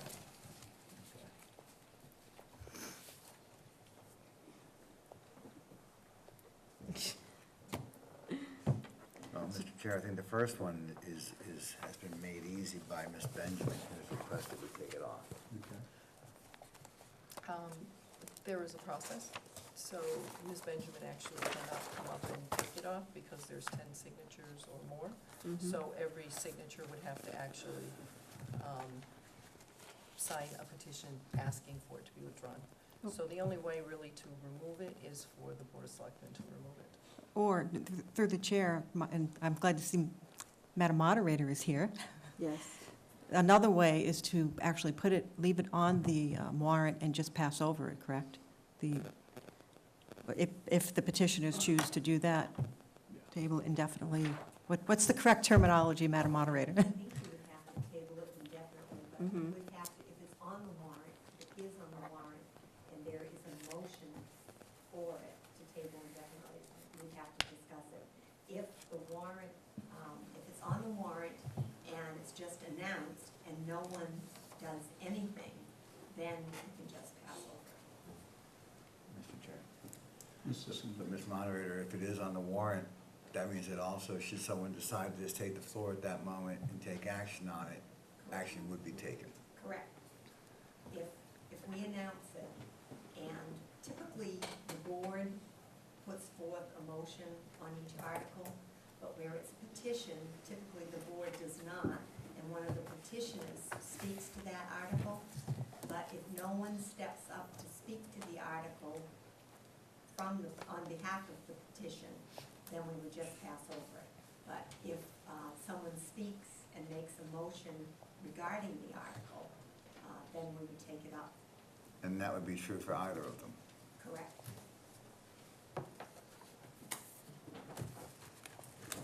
I certainly am respectful of whatever Ms. Benjamin wants to do, but we want to do it the right, follow the right We have process, to of follow, course. we have to follow proper protocol.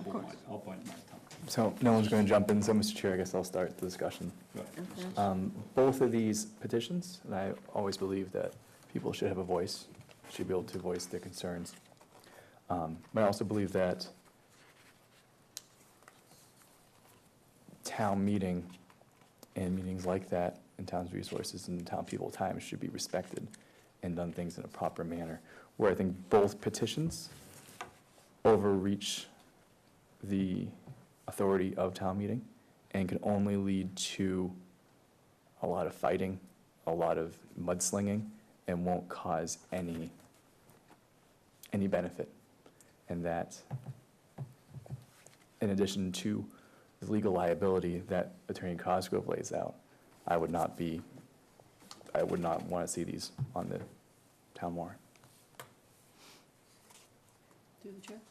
Ms. Noble? I'd like to thank Mrs. Benjamin for what she had to say this evening about maintaining decorum.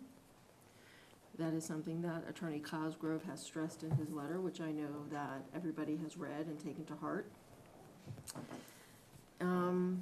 However, I go back to the court cases that he cited, the court cases in Connecticut, but also the ones in Massachusetts, where it clearly states a town meeting cannot exercise authority over a board of selectmen when the board is acting in furtherance of a statutory duty.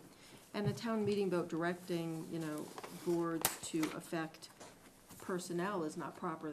That again is overreaching. And we've had multiple lawsuits over the last year or two because votes taken at town meeting, well, yes, they're the voice of the people, they were overreaching, and it's gotten us in a lot of trouble. I think that moving forward, we need to be extraordinarily cautious and mindful and educated about what we're doing. And there has been a level of rancor that I would like to see put aside. I'd like us to not be so contentious, and when someone extends an olive branch, let's not bat it away. Yes. I would say that, Mr. Chair, that Mr. Saffron. the planning board does not deserve to be dragged through the mud during this discussion on this. The town administrator doesn't deserve to be dragged through the mud.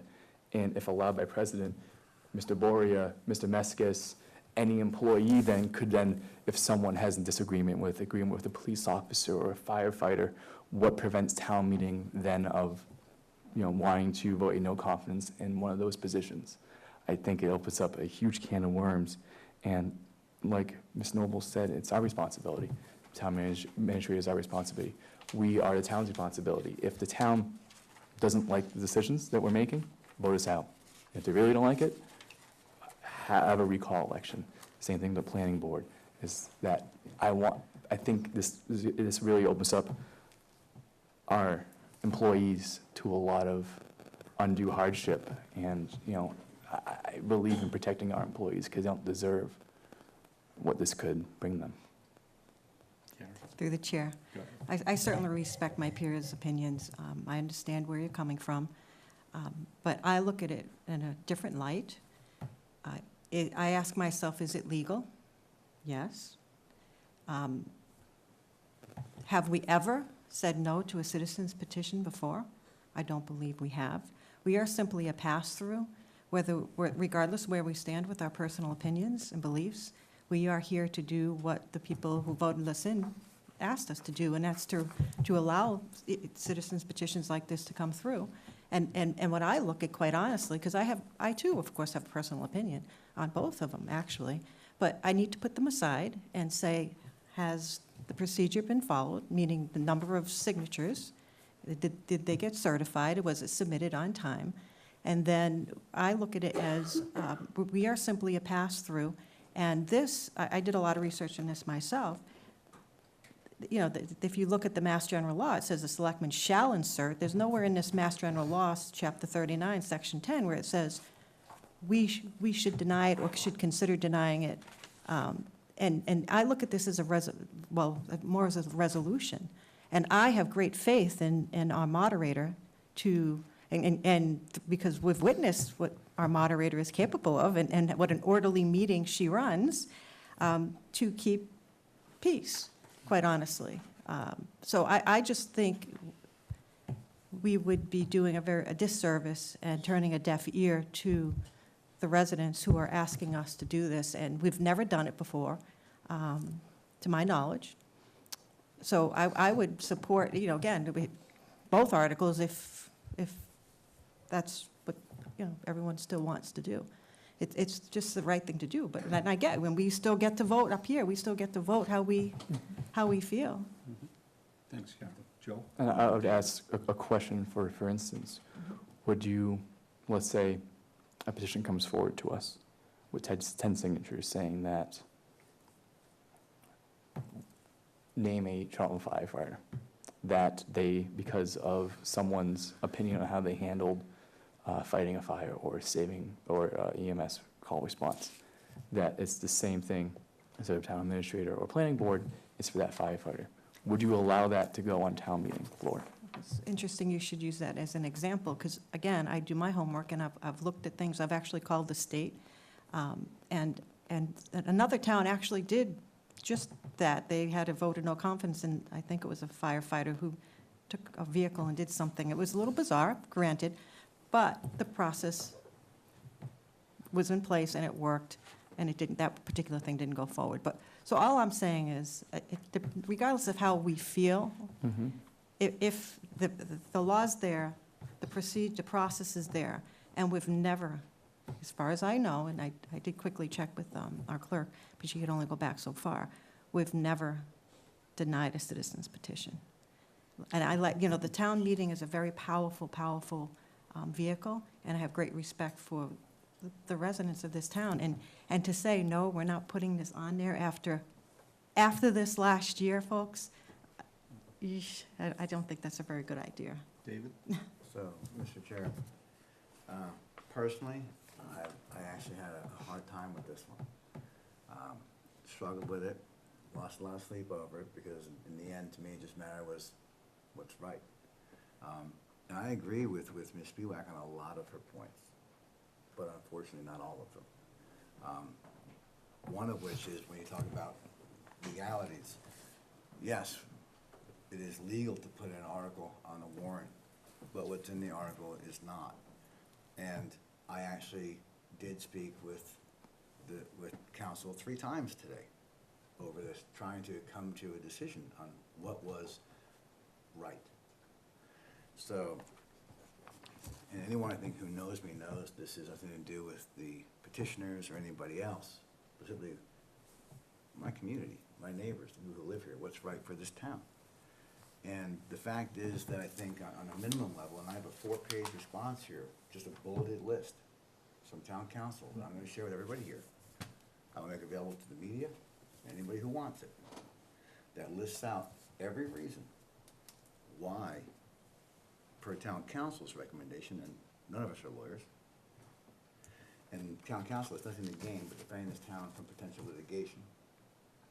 And on the lowest end, not does this protect town and the taxpayers, but frankly, it protects the petitioners.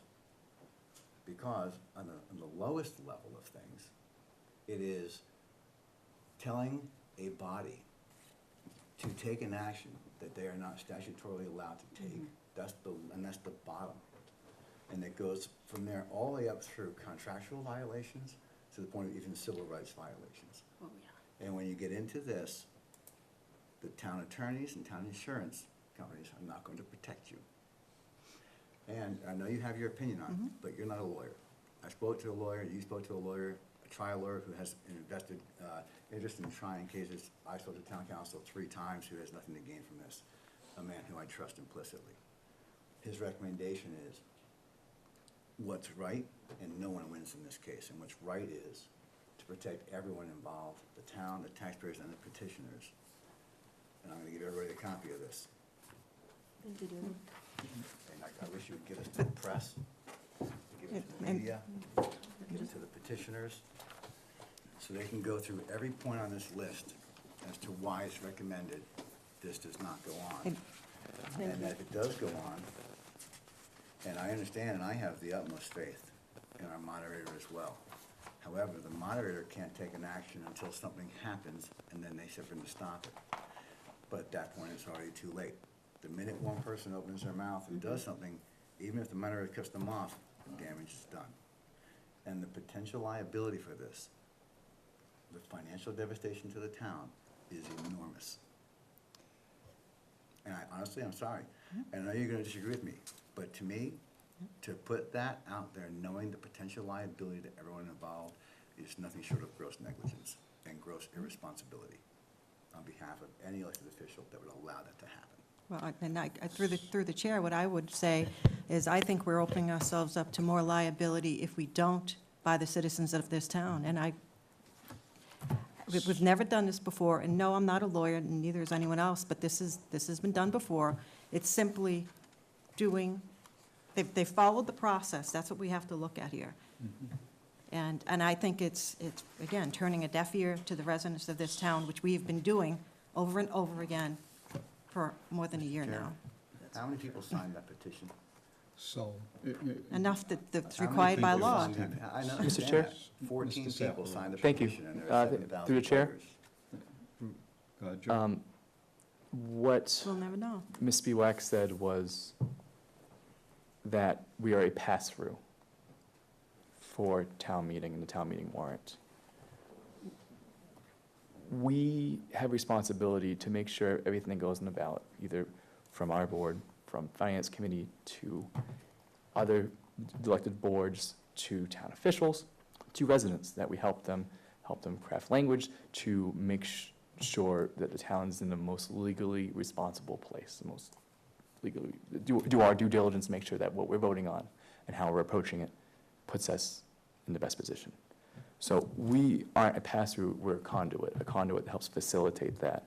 And we also have the power to object to petitions that are unlawful or are frivolous or improper.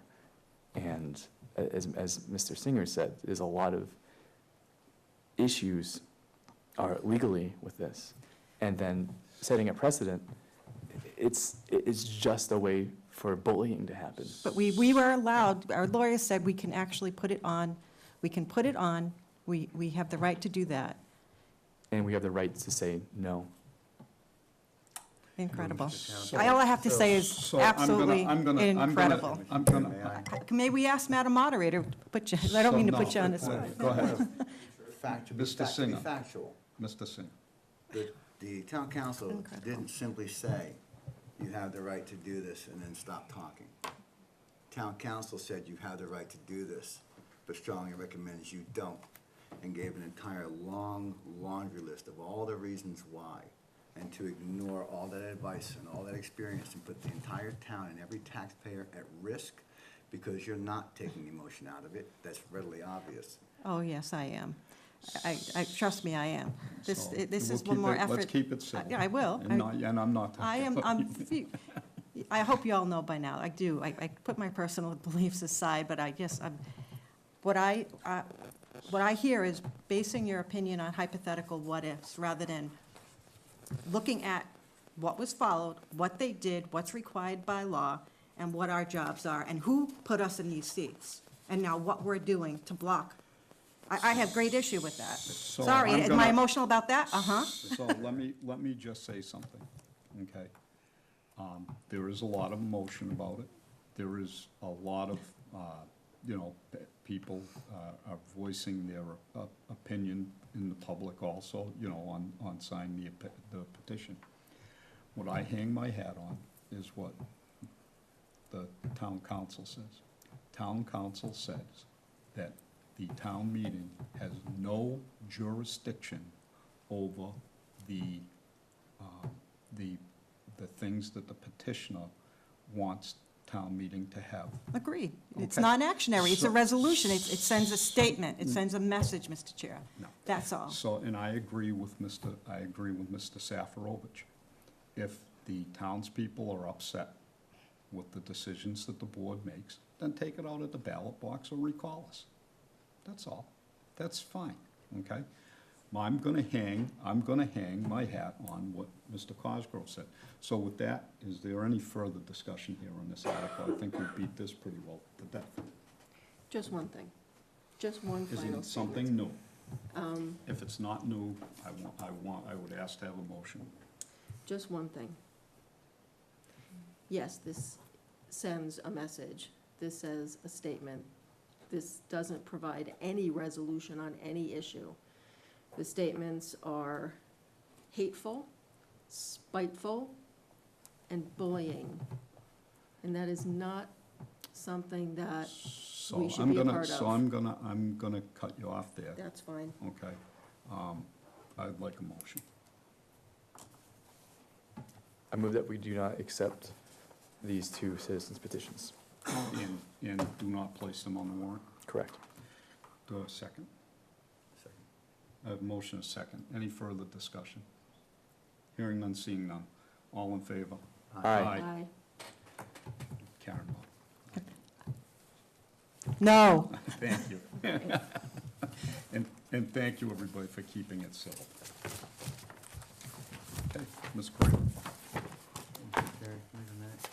Absolutely. For what? Absolutely. Fay Mountain Farm? Oh, Mr. Chairman, can I ask one real question about the warrant? Absolutely. I don't know if I have the answer, but you can ask the question. It's probably I'm sure somebody here will. I don't know. Bill Borowski, 69 Haggerty Road. So, Mr. Chairman, what was the final resolution on the zoning article on the May, on the May ballot? I know at the last meeting, there was discussion around whether that was going to be on, and I know that's part of, I believe it would be Article 1 on the warrant. So I wasn't sure if you guys were talking about that tonight, or I was just curious to see where that stood. If you'd like, I will read it. Go ahead. I did take that to town council and asked them to give us language that would be appropriate. So the question for the referendum question would be, shall the town of Charlton adopt the following zoning bylaw? They said that you actually needed to put that language in, so it just says yes or no. And then there's a summary that actually has the bylaw there. So we'll be putting that up once the warrant is posted. Oh, that's perfect. Actually, I suppose that was my question, just to verify that it was going on the May ballot. Thank you, so- because the last time you brought it up, we forgot about it. It happens. I'm good, thank you. Okay, thanks, Bill. Okay. Why did David leave? Mr. Chair, Joe? are we closing the warrant, or is that until next month? You still have some time. Okay. You've actually already closed the warrant. You had placeholders where you said you were going to come back and continue to review.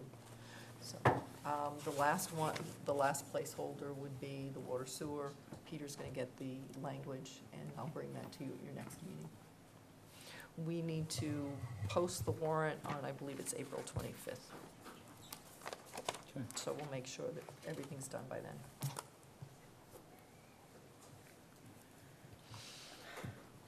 Ms. Craver, committee reports? That would be y'all.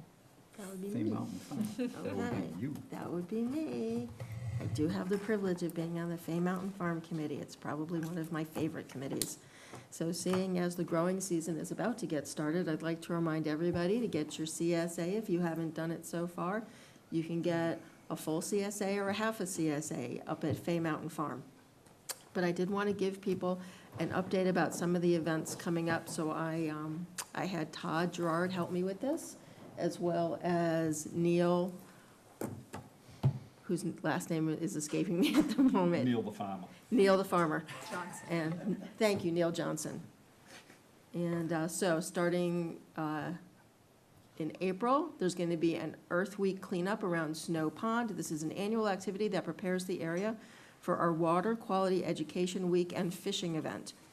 April 27th, Fay Mountain Farm will have a booth at the Earth Day Festival on the Common. And on April 30th, Fay Mountain Farm will, for the first time, participate in the town's health fair. And Todd Gerard is going to be doing a pallet salad demonstration where we have both vertical and horizontal gardening demonstrations going on. On May 2nd, the Charlton Middle School Science Club will be at the farm to test the water and do the annual trout stocking of the pond. So I think basically they just take fish and throw them in the water. And the kids love it. The Trout in the Classroom project is part of stocking the headwaters of Snow Pond, and the trout were raised in Aaron Anderson's classroom for science projects by the student through a cooperative venture with Mass Wildlife. Aaron's year-long science program uses Fay Mountain Farm and Snow Pond as educational venues for the field exercises. On May 4th, that is the annual Charlton Family Fish Day, and they will be kicking off the warm weather season activities with animal exhibits, Highland Games, which they did last year as well, stormwater education, hay rides, farm tours, exhibits, food vendors, and live music. On July 20th, the Dudley Women's Garden Club Tour will be making its final stop at Fay Mountain Farm, and there will be a full event going on at the farm that day. They're going to be bringing in the Rooftop Rider Tavern, and folks who are interested in gardening have probably not stepped into the heart of a commercial garden, so Neil and Todd are looking forward to showing this Women's Garden Club the different parts of the farm, different ways for farming. They'll include as much as they can about the fruit trees, irrigation, weed management, and everybody from the community is welcome to attend. And this is something I'm very, very happy about. They're working with the Charlton Senior Center on a CSA project for senior citizens. It's going to be a smaller senior CSA, something that hopefully will fit within their budget and their appetite. And what we're talking to them about is paying the farmer instead of the pharmacist.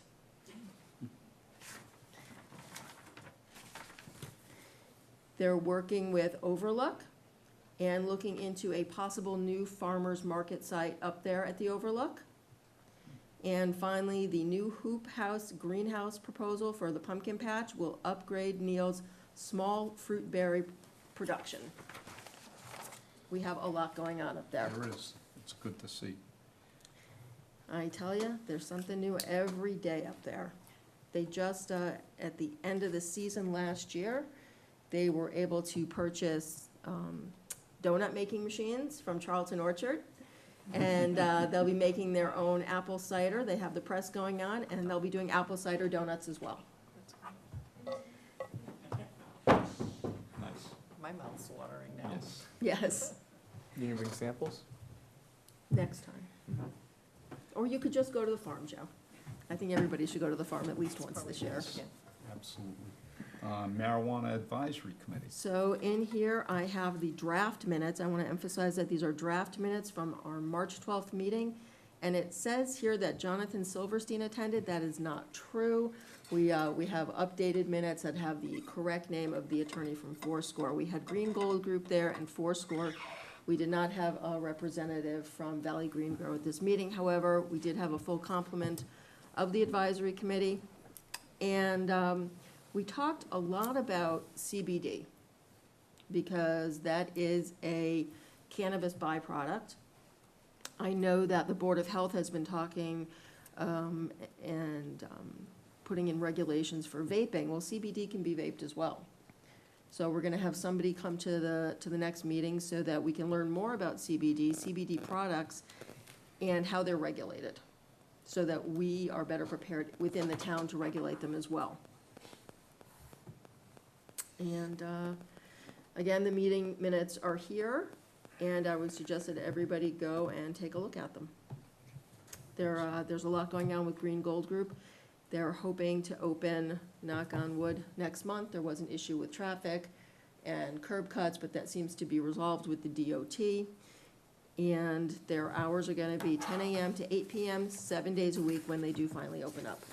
What they're gonna do is roll out medical for the first 6 weeks or so, and then gradually phase in the recreational. We're gonna be very mindful of the traffic. Okay, excellent. Ms. Graver? Yes, sir. Next is the Board of Selectmen policy review.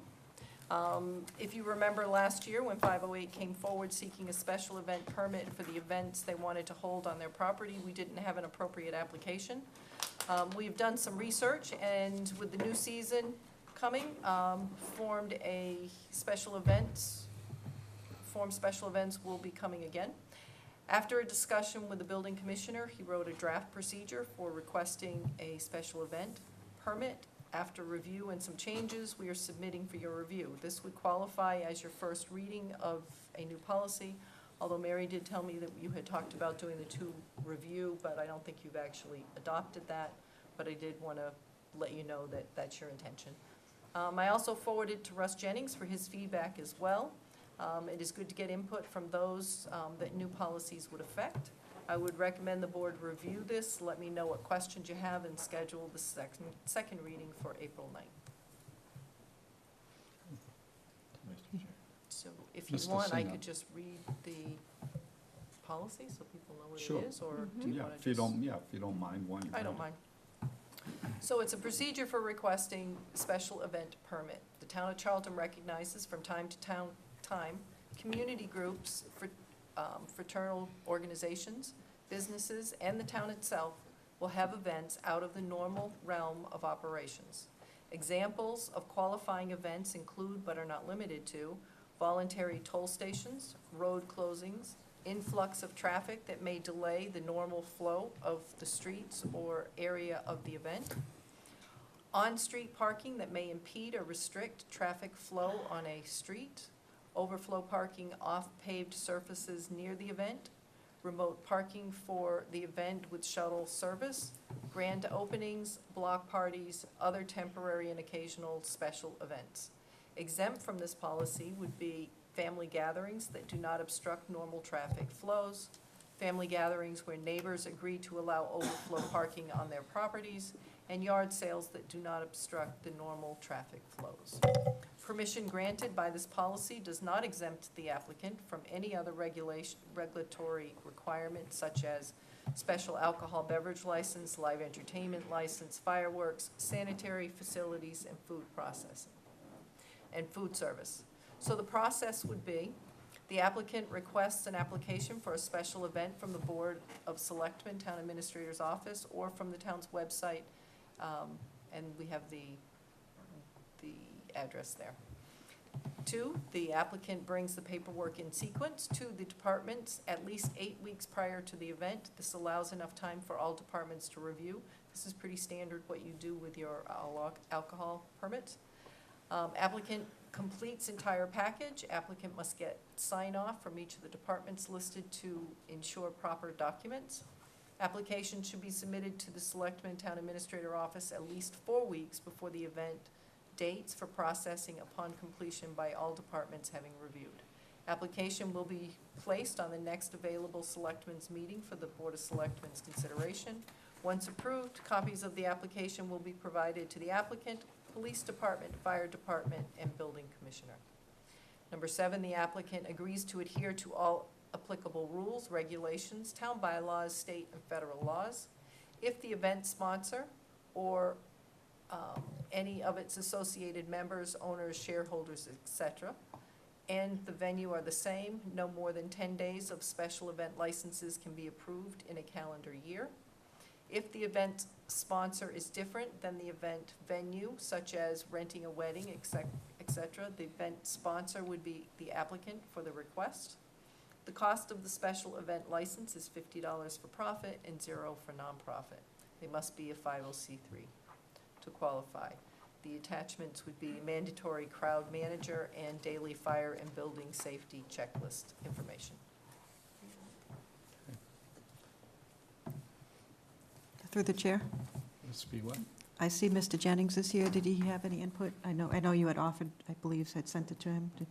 Can we ask, but through you, can he come Yeah, forward? no problem. And Kurt, did you have any comments on, you want to explain how we got to this? That's the best way. We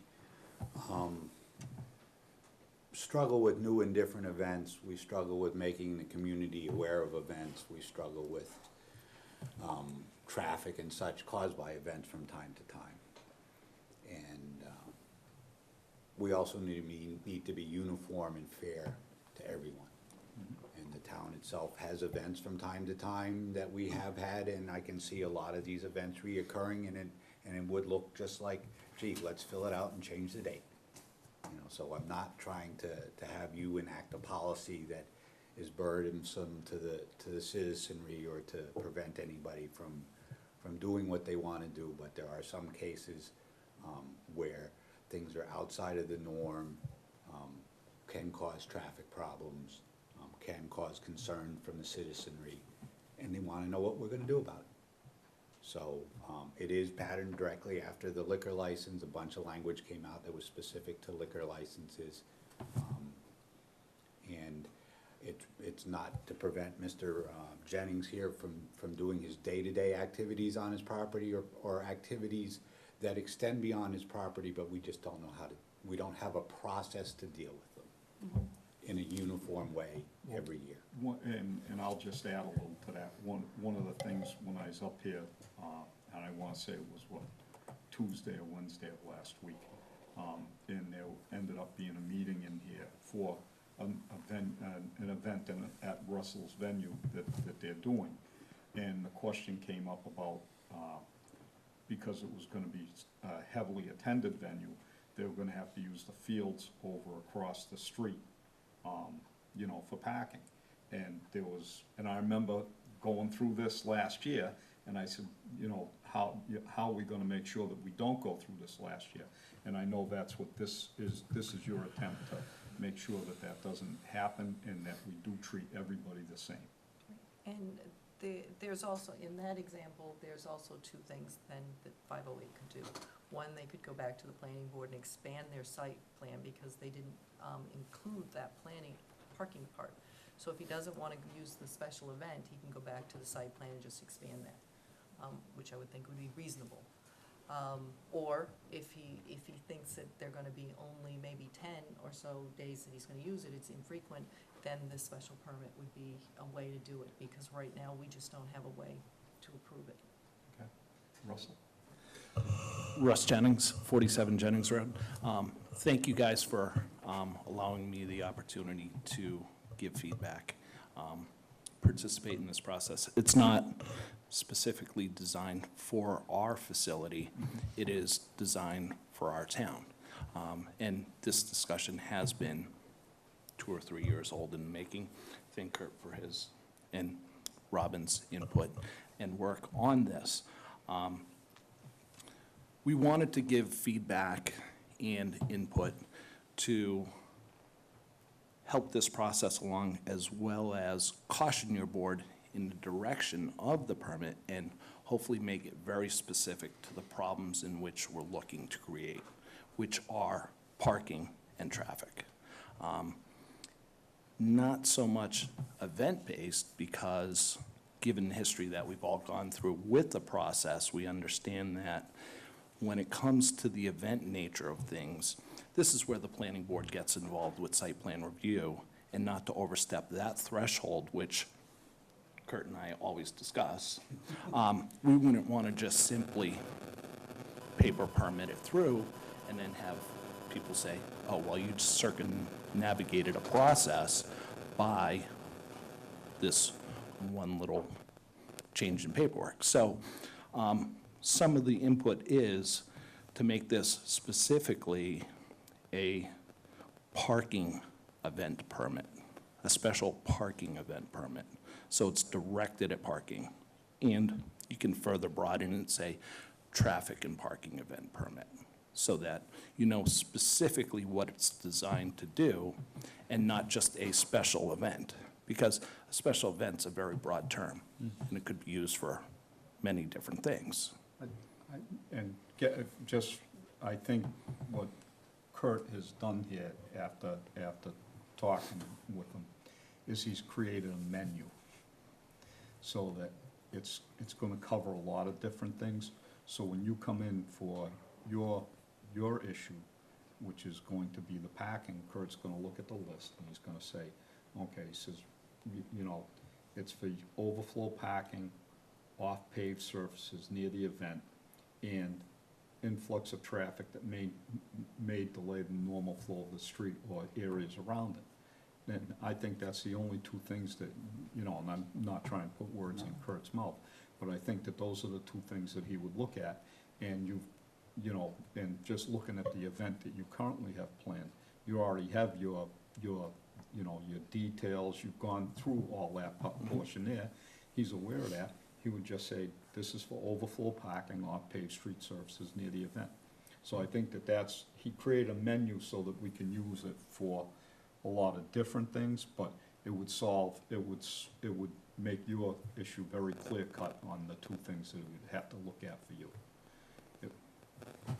Well, and I completely understand that, and the reasoning behind this, again, as Kurt and I always discuss, is safety, and safety is paramount in this situation, and that's what's guiding us in this process, to make sure that someone who is going to have an event with parking, whether it be anyone, not just ourselves, make sure that they follow the right channel, get the details, check with police and fire, make sure that they all know the roads aren't going to be blocked, or provisions are made so that if they are, they can handle it. And it's not an event, it is a traffic and parking situation. For your case? No, pretty much in general, because, and potentially Kurt, you can help me out with this situation. When it comes to events in general, this is where we start to go in the direction of site plan review. And that's the cautionary direction that I'm trying to say. This is, maybe you can sum it up. I understand what you're saying, and I think, a number of us could work together to put the right language together, because it is not the intention of this document for anybody's day-to-day activities that fall within their normal site and their site plan approval, which in your case you already have, that can hold a considerable number of cars. It's these 2 or 3 events that you have groups coming in that have overflow parking. And like I said, as an example, a grand opening, a merchant opens a facility, has a site plan approval, he's certainly allowed to park there, but knows that there's gonna be a lot of traffic, and we just wanna memorialize the process so that we can hand it to everyone. I got an example of what could happen. I'm not even gonna use the M word. What have other towns been having problems with, and you think of what Green Gold is going through right now with their curb cuts where they're gonna pack extra cars, that type of stuff, so. So Russ, if you do, maybe the event term is wrong, and we can work out some other term, and that's why we have these forms, so that, the board is enacting has a policy almost firmed up that says, let's see what it is, let's get it out there for the public, let's talk about it, let's refine it, and let's bring it forward. That's great. Also, I think you bring up a good question, because one of the things we're trying not to do is to make sure that this is something out of the ordinary and temporary and limited. But at the same time, we want to make sure that we're not traversing into the planning board site plan review. So I think also what we should do, because we haven't done it, I just asked you for your opinion because you had talked quite at length about special permit events, is send it to the planning board and also ask them for comment, just to make sure that there is no feeling of encroaching on their site plan review process. So this would be just something temporary that doesn't warrant that it's going to be on people's day-to-day business things. So I think that's a good point that you brought up. And just again, narrowing down the focus, because we've had these discussions, and temporary is such a hard word to come up with. Building code, which is what Charlton falls back on a lot, is 180 days. Less than 180 days, that's temporary. So before any such standards, anyone doing anything for 179 days a year, that's temporary. I mean, that's why we doesn't did sound say so 10. temporary, but It made sense. that's what we have to fall on. So we appreciate the opportunity to be involved and just participate in the process and make sure that it's fair and equitable for everyone. So Thank you very much for doing Does this. the board thank have you. any questions or comments for?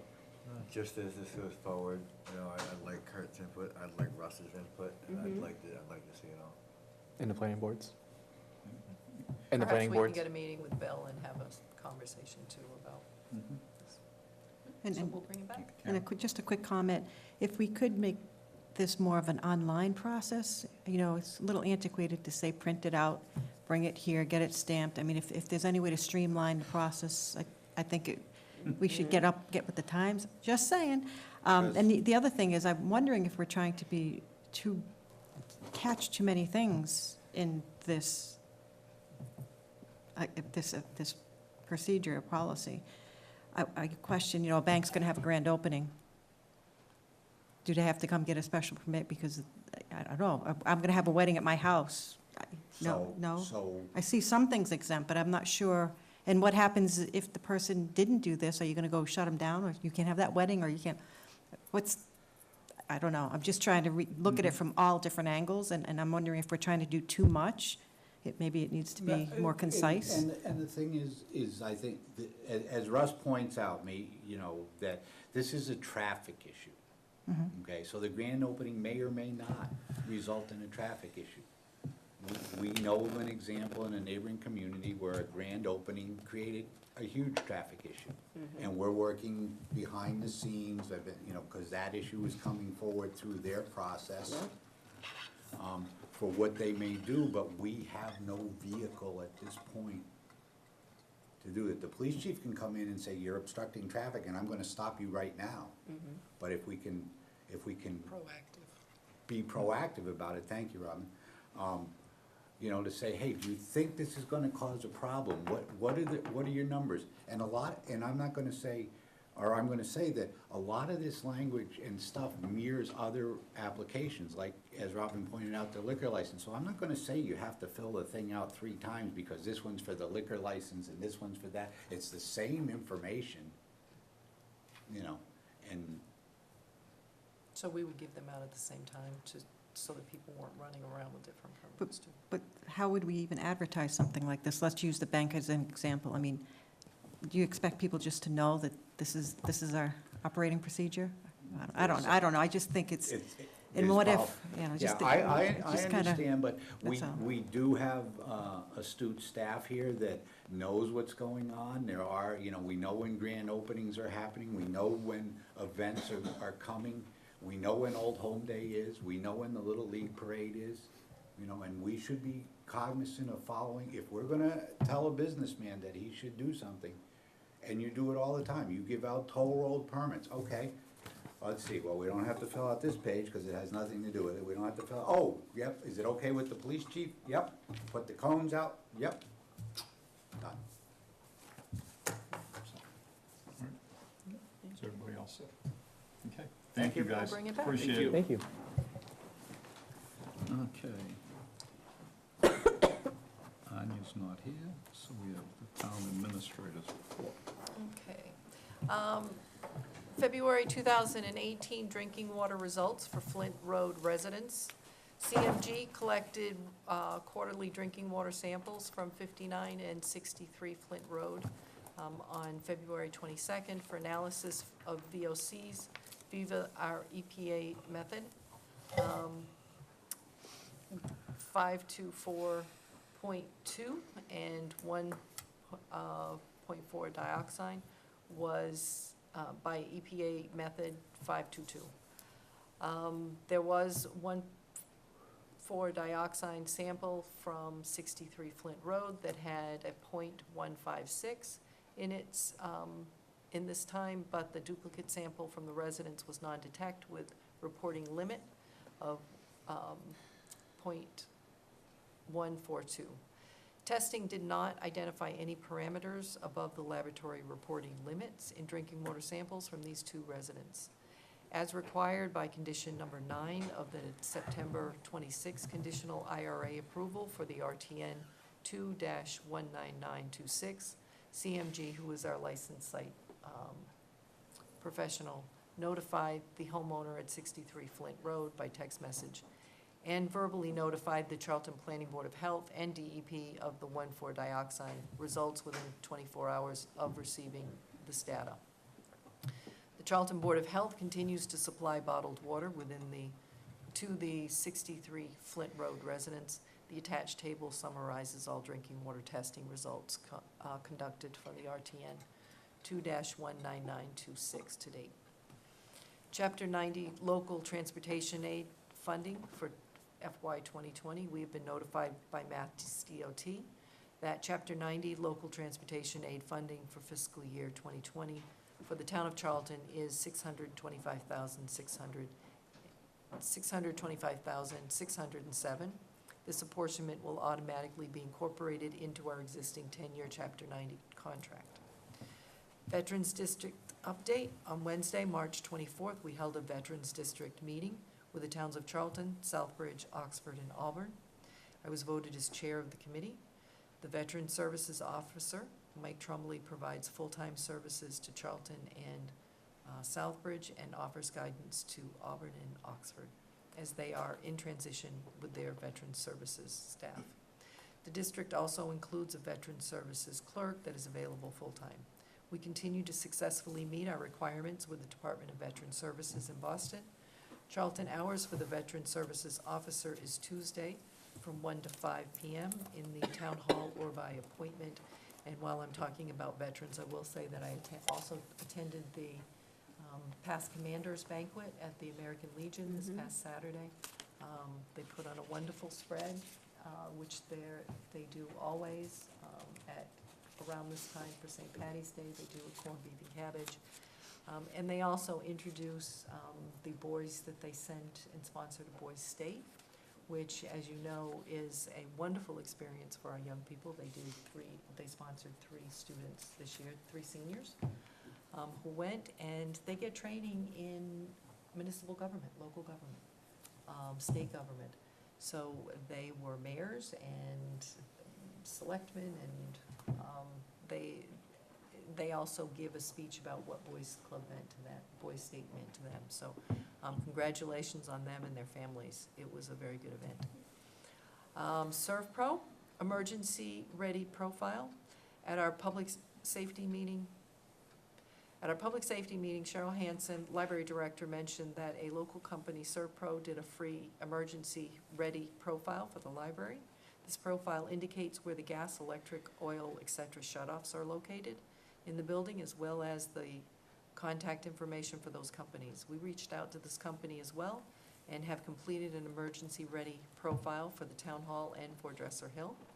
We are working on having this done for all our town employees, and we have placed the report on your read table. So I'd like them to thank them for being proactive. State Municipal Stormwater Coalition, I am happy to inform you that the State Municipal Stormwater Coalition received its 2nd grant for a statewide education campaign on stormwater called Think Blue Massachusetts. The grant amount is $170,000, and we will be developing a new Think Blue video, which cities and towns can use on cable to meet their MS4 permit requirements. As chairman of that coalition, I'm chairman of that coalition, Charlton will again be accepting the grant and will administer the grant. There are administrative fees in the grant to pay for some additional hours for Rose Conway in the Conservation Office. As you know, Todd and Rose have been very active in the coalition and are working hard to meet Charlton's MS4 permit requirements. Lastly, I also just want to mention that we went up to Overlook and had a meeting with them regarding the farmers market that Deb had mentioned, and had talked about them working with Bay Mountain Farm. They also told us that they're going to be doing a free concert series this summer, and we'll get more information and put that out for the public. And I'm also happy to say you've had some conversations with the Brad, the mushroom. Oh, yes, Brad Elaine. Brad from Elaine came Wildwood in- Mushrooms. Yes, so Overlook has informed us that they are carving a piece off of their property for him to be able to build his mushroom growing facility. He brought in the plans today, so he was gonna go down and talk to the building commissioner and planning board to make sure that he can site it there. So we're really excited, and we're very thankful for Overlook for stepping up, and it should be a good relationship for them. Yeah, just to piggyback on that, thanks for bringing that up, Robin. Brad reached out to me a while back to say that Overlook had decided to carve out 3 acres for him, which is more than enough room. So I know that he wants to get a shovel in the ground as soon as it thaws, and we will have wildwood mushrooms located right here in Charlton. It's great. Yep. And that's all I have at this time. Okay. I do have some other business. Yes.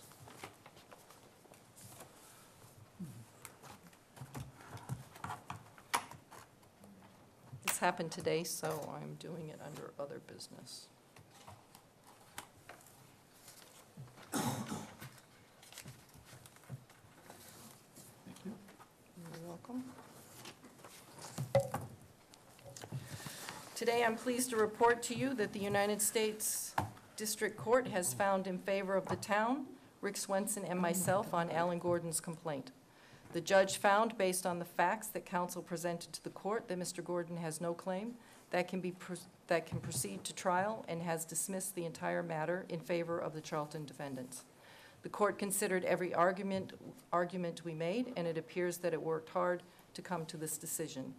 Some of the excerpts from the judge's decision include: the decision by the town to reduce the plaintiff's work hours from 40 to 36 hours per week does not violate the Wage Act, page 18. The plaintiff was paid by the town for the hours he worked, page 19. A quote from the judge's decision says, while the plaintiff's salary and position required being present at town hall during business hours, the record shows the plaintiff was outside of his office during business hours, teaching college courses at Worcester State University. In the fall of 2014, plaintiff taught classes on 3 of the 4 days the town hall was open. That's on page 20. Plaintiff alleges Craver told others that he did not work a full week and that he did not fulfill his job responsibilities. He alleges Swenson made comments to the planning board and plaintiff suggesting the plaintiff failed to work his scheduled 36 hours and that these statements were false and defamatory. While a conditional privilege would attach to both Craver and Swenson, who have a common interest in protecting the interests and welfare of the town, the record reflects Mr. Gordon regularly left town hall to teach college courses during times at which his office should have been otherwise open for public business. On the record before the court, his challenge statements are true and hence not actionable. That's on page 25. Another quote: the plaintiff has failed to demonstrate that the defendants took an adverse employment action against him. That's on page 29. Plaintiff was not singled out, and he was not the only person whose office was reclassified. That is on page 30. Plaintiff had an opportunity to be heard after the town proposed the 2014 plan, and the town invited him to express his concerns. That's on page 33. The judge is quoted regarding the town's motives. Circumstances attendant to the reduction in plaintiff's hours and position split reflect defendants' responses to budgetary pressures and concerns for the productivity of the dual planning and EDC director position. That's on page 34. Further, the judge states in his decision, the record compellingly demonstrates that there was an evident rational basis for reducing plaintiff's hours, namely the budget. Further, the record shows that the plaintiff was not arbitrarily singled out. Defendants' decisions thus were far from arbitrary. Those were pages 36 and 37. And the defendants correctly note the factual allegations in the complaint concern discrete episodes involving Swenson seeking information on plaintiff's work hours on the one hand, and Craver interacting with the plaintiff in his office or in the hallway regarding the budget projects or ideas on the other, page 41. Plaintiff has not produced evidence demonstrating he was actionably defamed or that the defendants have violated his civil rights under either federal or state law. I am pleased by the court's decision. Clearly, the judge gave it a lot of thought, and I believe the court made the right decision. Thank you, Robin. Thank you. Robin? Is it possible to get the full written decision from the judge? Can you send that out? The full written decision is printed in your read folder, and I will also email it to you tomorrow. Thank you very much. And I would along with appreciate the that. plan, I will also send it to the planning board. Thank Will you. please email to remember the word? Yes, ma'am. I mean, sir. I'm sorry, I'm still looking over here. Do we have Yes, anything sir. else, Robert? I believe that that's it. Okay. That being so, do we have a motion? Motion. Second. With motion a second, any discussion? Hearing none, seeing none, all in favor? Aye. Good Thank night, you, Jim. folks.